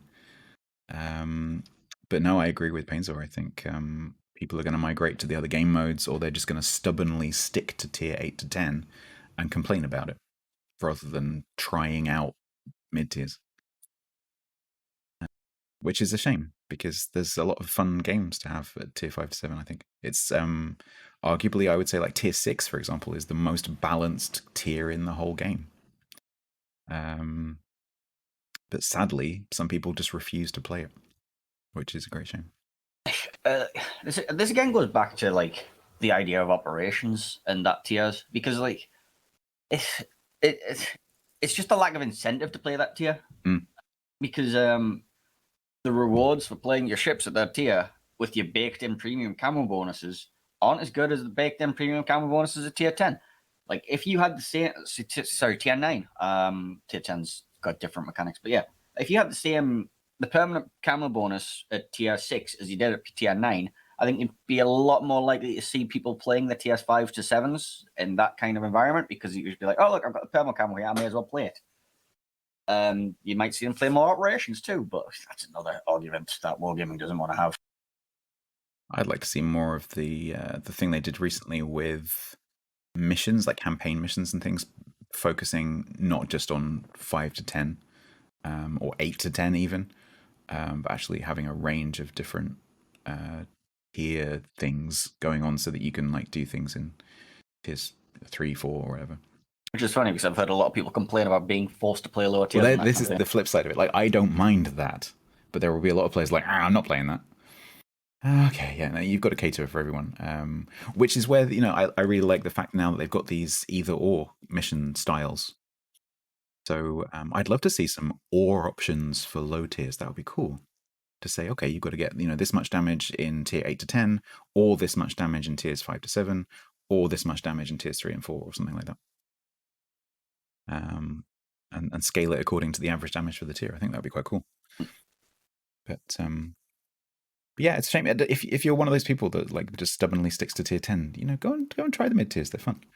Don't be so stubborn. CDM Kellogg's asks, I recall that Stats had a theory on why key battles, or whatever it's called now, is on PTS at the moment, along the lines of a rework of ship modules. And Kellogg's question is, how would you speculate that special upgrades and unique upgrades can be fitted into this? I do understand this is all hypothetical, just curious about this theory. So my theory is that they've returned key battles, because bear in mind they use things like Halloween mode, April Fool's mode, to test new mechanics. So we saw submarines being introduced that way, for example. Arms race was introduced that way. I think this thing of having different ship setups that you can switch between by choosing different, what would currently be modules, and you can actually click and just change within a couple of clicks. You can change from a brawling build to a sniping build to a whatever build. And in the context of that mode, it's things like, what do your shields do? What do your secondaries do? What do your torpedoes do? And once you've unlocked them, you can just change between them at will. And it's visually represented on your ship as well, so other people can see what you're running. I think they might be testing an overhaul of the module system. Modules or upgrades? I think both can be done in that stream. Modules specifically. So Personally, engines, guns, hull, that kind of thing. Personally, I don't think that they've returned the Halloween mode for April Fools because they want to do more testing. I think it's simply due to the fact that it's less effort than creating an entirely new mode. I think this was originally intended to be last year's April Fool's mode. We didn't get one. I'm assuming that was because of the corona pandemic and them not having the time to work on it and just it finally being ready for Halloween. I think there's a lot of stuff that's being tested in that mode, which I think would be really useful. Stuff like the instantly getting your ship back after a battle. Can I have that in rank, please? Yes, please. Go into another battle for my Småland. Yep. I don't want to have to sit there and wait, because it's another thing that leads to a toxic environment in ranked, is you get people sat there waiting for their ship back. And what they do is they just sit there and insult the people that are still alive. It's like, no, go cap, dude. Instead of just buggering off and going to the next battle. Please, just stop sitting there watching me and hoping I fail and don't save my stuff. Go away. Go play your next ship. Give them the ship back, Wargaming, please. Yeah, I totally agree with you. I would love to see that. So whenever I see one of these new modes come along, I'm always sort of looking at it with that kind of eye. Wait, what are they actually testing here? Because it's a fun game mode, but they're definitely testing something. So maybe you're right. Maybe it is that. Couple of things. You remember the battleship from April Fool, from Halloween? They had the radar, the circular pulse that came out from the ship. Yes. I think that might be an early iteration for the test of the hydroacoustic search. Oh graphic. Yeah, totally. Yeah, I forgot about it. We didn't mention that earlier actually, but in the new graphics update for 10.3, you've got the radar swoosh that goes out. They're also adding in a hydroacoustic search swoosh that goes out about once a minute, and enemies can see it as well. I'm wondering if that was a test for the line of sight, potentially doing line of sight for torpedo checks and stuff like that. Could be. Yeah, could be. It's entirely possible. It was we don't know what goes on in the office. So no, is it a happy coincidence, or is one team taking something from the other teams? That works for us, and so. Mm-hmm. But whenever I see those modes, I look at okay, that must have taken a significant amount of development time. So why did you do that? It's not just for a 4-week mode, surely. But then you look at the art style of those, the key battles, for example. We got this amazing visuals and everything for a 4-week event. And I'm thinking, yeah, but that took ages as well, and that's definitely not testing anything. So I don't know. Who knows? But I agree with Painezor. Actually, it would be really nice if we got the instant return of ships. That would be cool. If we were to get anything out of that, that would be great. Yeah. Okay. Pseudonym asks, there are many guides on captain skills, ship builds, and ship playstyles in general. Can we actually go back a second to that? Yeah, of course, can go for it. The unique upgrade section that he was mentioning. Oh yeah. I would like to see that. I would genuinely like to see unique upgrades being migrated from requiring an upgrade slot to being a module slot, just being an on-off switch, and balancing the ships accordingly around that. Like, I would like to see it so I didn't have to get rid of my concealment module from a radar U-Yang. Obviously, I would like, You'd have to bake in the negative. Yeah, which would be fine. It'd be absolutely fine. Just like I personally, I love the idea of the fact that unique upgrades are supposed to add flavor, not strength. Yeah, but I don't think that they should take an upgrade slot. I think there should be a toggle in an external slot somewhere, and the modules would be a good place to put it. Yeah, it does feel a bit awkward. So maybe that's what they've got in mind. Sorry for interrupting you. No, that's fine. That's fine. That's a good point. Jump back on that. Good point. Okay, so going back to Pseudonym's question. So basically the point is there are lots of guides, presumably means in the community, for sort of individual play. So ship builds, captain skills, ship play styles, individual ship guides, and that kind of thing. But there are very few guides for competitive team play, like map positioning, calling, how you approach clan battles. Why do we think this is, and is it something that should be rectified? Pseudonym's question. Simply, people don't want you to compete with them. It's as simple as that. Why would you want to give everybody else that kind of it's like, all right, this is how we position in clan battles. Please don't steal our strats.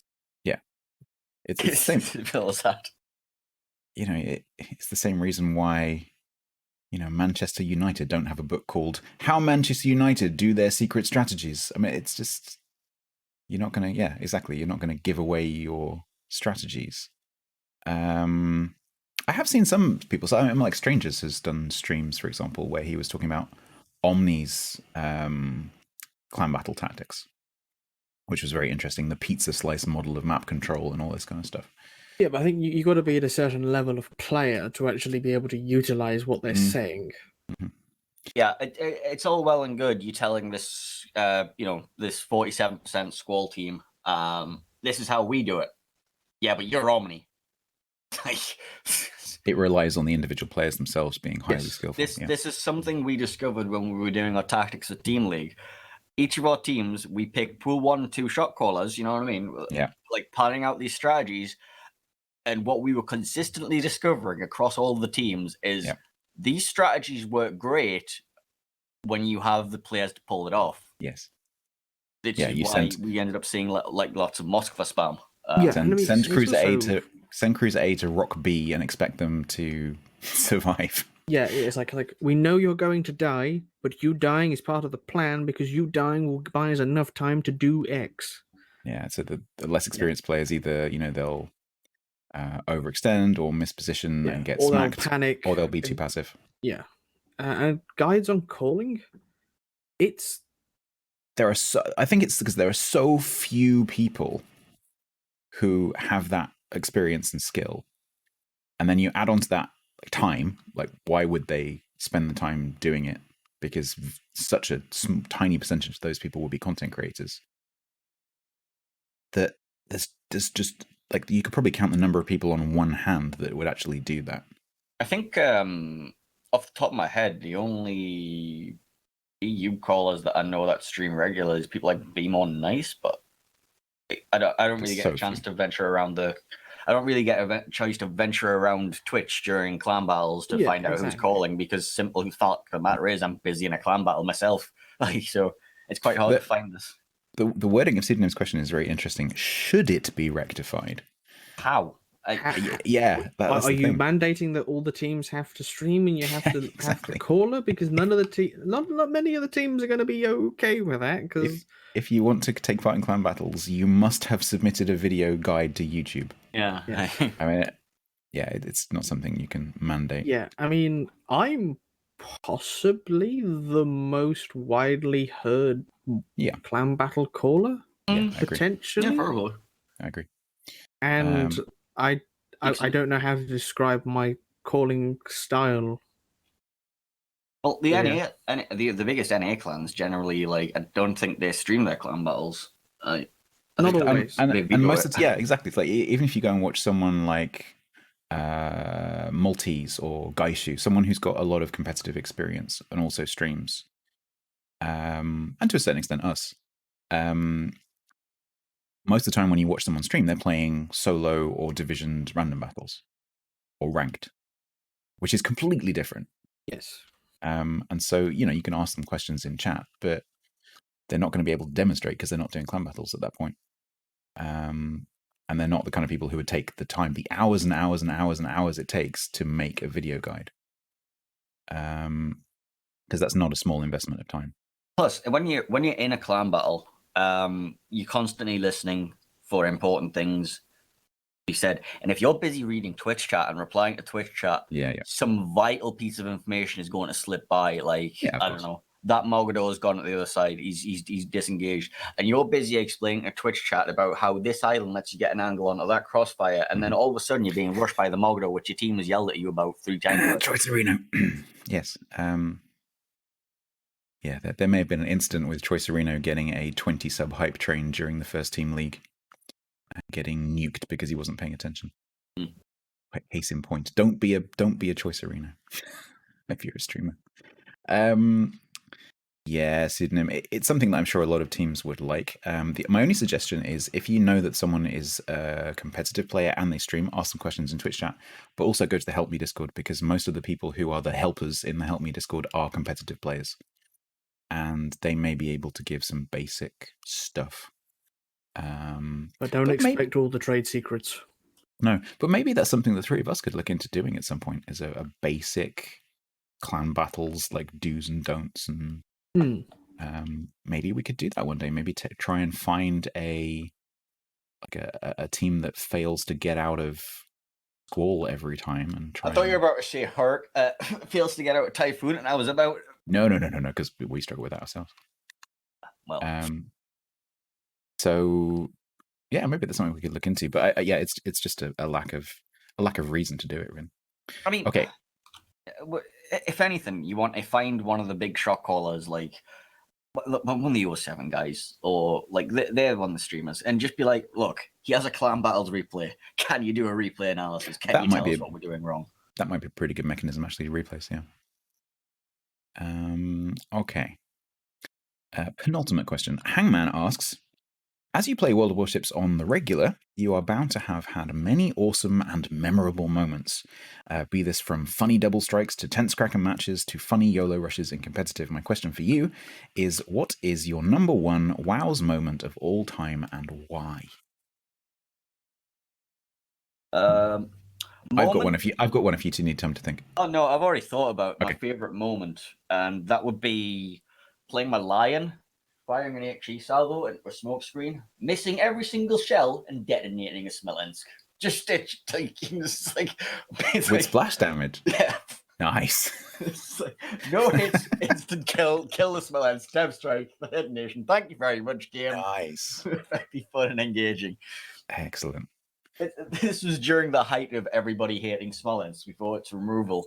And it was, again, at the same time I was about to remember my other game where I played a Des Moines in a Cyclone game, and I killed 4 Smolensks in one game. It was just like the most satisfying thing was deleting a Smolensk in a smoke screen. Yeah. I think mine is, I was playing a Nicholas, so I've got 6 torpedoes launchers on both sides, and I encountered a pair of divisioned Colorados who were sailing sort of one behind the other, but parallel to each other. And they left a gap about a Nicholas and a bit wide. So I went straight down between them and killed them both with torpedoes. I think that's my favourite moment. That's one that always comes back to me. My favourite moment playing is very similar. It's basically the same situation, but I was in Scharnhorst. And there were 2 battleships that were pretty low health, and I just drove through the middle of them and torped one on each side, and that was pretty funny. But that's not my favorite moment overall. My favorite moment is actually from you, Killerbin. It was the COTS where you charged down the middle of the charge of the bin brigade. That's now a clip that you use on your channel. Because when you're casting COTS, there are so many memorable moments, but quite often they involve players that you don't really know. So while they're exciting moments, they don't tend to stick in your mind afterwards. But because I know you, and I was watching Throw play, and I know all the players, those matches tend to stick in your mind a bit more. And I remember that so clearly, that match where Flambas was, I could tell like from what he was saying that he had his camera like way down the other end of the match, and I was watching you kind of creeping forwards out of the corner of my eye, and I was like, he was like blah blah blah blah blah blah blah, talking about something else, and I just like, Flambas, you need to like come here, you need to watch Killerbin. He's like, no, blah blah blah, destroyers, this, that, and the other. Like, no, really, he ain't stopping. And you can hear it if you watch the clip. You hear me say something like, "He ain't stopping, believe me." And he just piles through the middle, kills that thing, and I could just in my mind see your little grinning face. So that to me is my most memorable, fun kind of World of Warships moment, just because it was so entertaining. So yeah. Okay, Fav asks a very interesting question to close out here. It was originally, I think, aimed at me specifically, so I've changed it slightly so it applies to all of us. So what do we see in our individual channels or content creation platform, or whatever we want to call it, future? And how are we looking to expand or evolve when we eventually move away from World of Warships? I like the fact that he's acknowledged the fact that obviously we're going to have to, if we continue streaming and content creation, eventually the game is not going to be there anymore, and obviously we're going to have to stop or move on. So I guess I'll answer first and give you guys a chance to think about it for a second. So from my point of view, yes, obviously if you're a streamer, particularly if you're a professional streamer, you need to accept the fact that the game that you play is not going to be around forever. Hopefully it's going to be around for a very long time, but it's not going to be around forever. And so it's the ultimate goal of every single game streamer to start doing variety streaming and eventually break away from the game that they play and have independence from it. And so that when eventually it does start to decline and eventually isn't a thing anymore, then you've still got an audience and an income and all that kind of stuff. So, and it's very, very difficult to start a channel which is a variety channel from the beginning. It's almost impossible, in fact, because how do you attract an audience unless you happen to be famous from somewhere else first, or you happen to sort of go viral somehow, which the chances of that happening are minimal. So you have to start off as a single game streamer, and then you switch over gradually to introducing other content. And that's the stage that I'm at right now, is starting to include other games, getting the audience used to the fact that I play other things. And so that hopefully, eventually, when World of Warships is no longer my majority game, which hopefully will be quite a while, I still have an audience. What games I see that being, or whether I'll pick up a second major game or whether I go to full variety, I have no idea. I'm kind of watching with interest this game that's being developed in the UK by Wargaming, or a Wargaming subsidiary. It's a vehicle combat game with characters. That's all we know about it right now. A PC game. So I'm waiting, nervously waiting to find out what that is. I'm really, really, really hoping that it's going to be a Fractured Space reboot. Because I loved Fractured Space. It was the game that I played before World of Warships. And if they redo a space game, that would be great. And I'll try and make that my new primary game if it comes out. So yeah, that's currently the plan. I've kind of taken my eye off YouTube because it's just, honestly, it's not really a viable platform anymore for income, certainly. So that's not my focus anymore. My focus is currently in Twitch. Personally, I'm still surprised that I even have a channel on Twitch. I haven't grown into accepting the fact that I'm a content creator or anything like that. Like, I still just do it once a week for fun. Current ambition is to try and hit partner. That's where I see my growth going. And then maybe think about streaming more often. Maybe, like that kind of. It's. I'm in a weird situation right now. And I don't want to go into all the financial stuff about it because I have had some real life things happen which have affected me financially, and it's basically made streaming. It's an odd one. It might have to become more mandatory for me, and I don't really know what's going to happen. I'm currently trying to deal with this all internally, mentally at the minute, and obviously, it'd be nice to be partnered. But if World of Warships goes away, I have no idea what the hell I'm going to do. Well, you're stuck in that position at the moment that Killerbin and I have managed to escape from, where in order to get partner, you need to kind of stream the same game because you need the numbers to be high. Yep. And granted, my numbers are fantastic at the minute, just because I was lucky enough to become a member of the computer program, which has a significant effect on your numbers because you can put two little words in your title, one that says CC and another one that says giveaways. Like, they're really, really handy. Apparently, people like to come and get the giveaways. But, this is the thing. Our Twitch numbers are very artificially inflated simply by virtue of there being drops in World of Warships. I'm fully accepting of the fact that a portion of my community is there for me. I'm fully accepting that a portion of the community is also there for the guests that I have on, which is still, bonus Killerbin and bonus StatsBloke content. If you could play other games on stream, what would you play? I've already decided the first thing I'm going to do if I get partnered is we're going to do a RimWorld stream. It's it's the same thing that Killerbin did, except he did it with Bomber Crew. I would like, and then I engage interest in the community, see who still wants to hang out, see where I actually stand as a streamer. Because for now, I have no idea where I stand as a streamer because I just have the World of Warships people that A are there for Killerbin and StatsBloke as well as me. B are there for drops. C are there for giveaways. I don't know how many of them are there for me. And that's what I need to find out before I can make any sorts of decisions on what I can do with the future of my channel. And to do that, you need partner. Yeah. But... I mean, I'm in the fortunate position where I do streaming because I enjoy it rather than for any direct monetary thing, even though everyone's generosity is incredibly humbling and I really don't think I deserve most of it at all.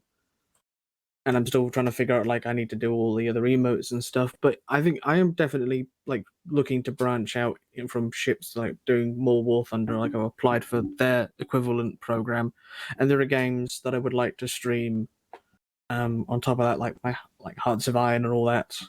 But I think I'm still in the position where I'm still trying to figure out who's there for me and who's there for the games. So perhaps to a lesser extent. I think a significant proportion of your audience turn up for the historical discussion. Yeah. And I think as long as you were playing a game that was like World War I, World War II, kind of that era, you're going to end up with the same people because they are there for you and that discussion, not so much for the game, which is really cool. And it's always an interesting place to hang out. We go to Painezor for the funny squeaks and noises and duvet hiding. We go to you for the historical discussion.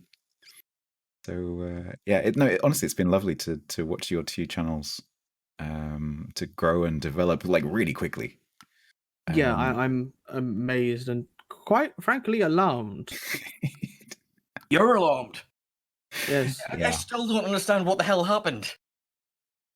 Just ride it like a wave. I mean, you must be the quickest affiliate to official partner of a game I've ever seen. I don't know how I got here.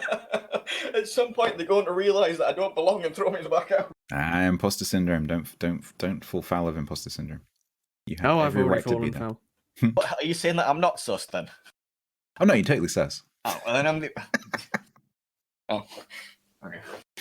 No, seriously. I really hope you get partner because that's going to enable you to do the exploration of other games and crossing that boundary, that magical boundary into variety streaming, which then gives you the freedom to pretty much do whatever you like. So, best of luck to both of you in doing that. I'm in the same. I'm just a bit further along the road, but I'm basically in the same boat. Well, what I've managed to do is I've managed to dig myself deeper into it because all of my branding is World of Warships related. Yeah. I've actively tried to avoid doing that for that reason. Well, I was never intending to become a fully fledged channel.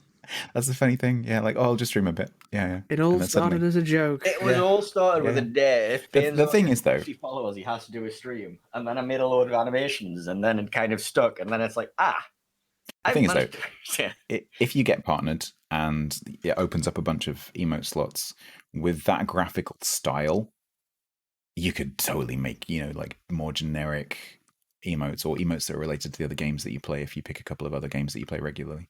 Yeah. I mean, So- I need to figure out what the deal with that sus emote is. Like, can I use that one on Twitch? I don't know. I need your partner manager. So this is the emote that you've built that looks like the graphic from a certain game. Yes. Yes. Copyrighted, but it has googly eyes, so I don't know if it's still copyrighted. Copyright's a weird one. At what point does parody become, you know? Yeah. No, I agree. I think a lot of games companies, or asset owners in this kind of community, if you're doing it in the right spirit, they're not going to mind. I mean, I already used one parody of a Pokemon one, like the Toxic. So it's like, I don't know. Look, copyright is a legal minefield. Plus Nintendo is a weird beast when it comes to copyright. Oh yeah, they are. It's fine. Just nobody tell Nintendo that I've got a Toxic emote. It's fine. It'll be fine. If there's anybody from Nintendo listening, my name is Killerbin. Wow. Thanks. Wow. Okay. Okay. On that bombshell. Right. I think we'll wrap it up there. We've gone 2 hours and 20 minutes. So I only have myself to blame. But this was a very interesting episode. I think I've enjoyed answering those questions. So I think we'll definitely do. Would you like to do more Q&A sessions? I think that was good. Yeah. Absolutely. Yeah, cool. So I think we'll wrap it up there. This brings us to the end of this 4th episode of StatsThonk. Thank you for editing my notes, by the way, Painezor. I'd like to thank Killerbin and Painezor. You can find their channels in the description for this episode. If you're on YouTube, it's a bit difficult for me to do it on iTunes and so on, but I'm sure you can just go to twitch.tv/Killerbin and twitch.tv/Painezor with an E in the middle, and drop them both follows. Generally, Killerbin streams on Mondays, but also actually he's started to branch out and do a bit of War Thunder over the weekends as well, so you might see him live on some other days. And Painezor generally at the moment streams on Thursdays, and hopefully we'll see him do a little bit more now as well. If you've enjoyed this episode, please do subscribe on whichever platform you are listening on. If you found this on YouTube, this podcast is also available now on Podbean, Amazon Music, Spotify, Google Podcasts, iTunes, and also on your Alexa device via TuneIn. We've settled in now basically on a fortnightly cadence, so you can expect a new one of these roughly every 2 weeks, a couple of months. Many thanks to those of you who submitted fantastic questions for today's episode. If you would like to submit a question, keep an eye out for the questions submissions channel in my Discord, which you can get a link to on my Twitch channel. And please also, get in touch if you've got an idea for a podcast topic or something that we can talk about, something you'd like to hear us discuss, or a guest maybe that you would like to see appear on this podcast. Please do get in touch. We'd be very interested to hear your ideas. I've been Stats. You can find me at twitch.tv/StatsBloke on Tuesdays, Wednesdays, Fridays, Saturdays, and Sundays in the evenings, UK time. Take care of each other, and we will speak to you again very soon.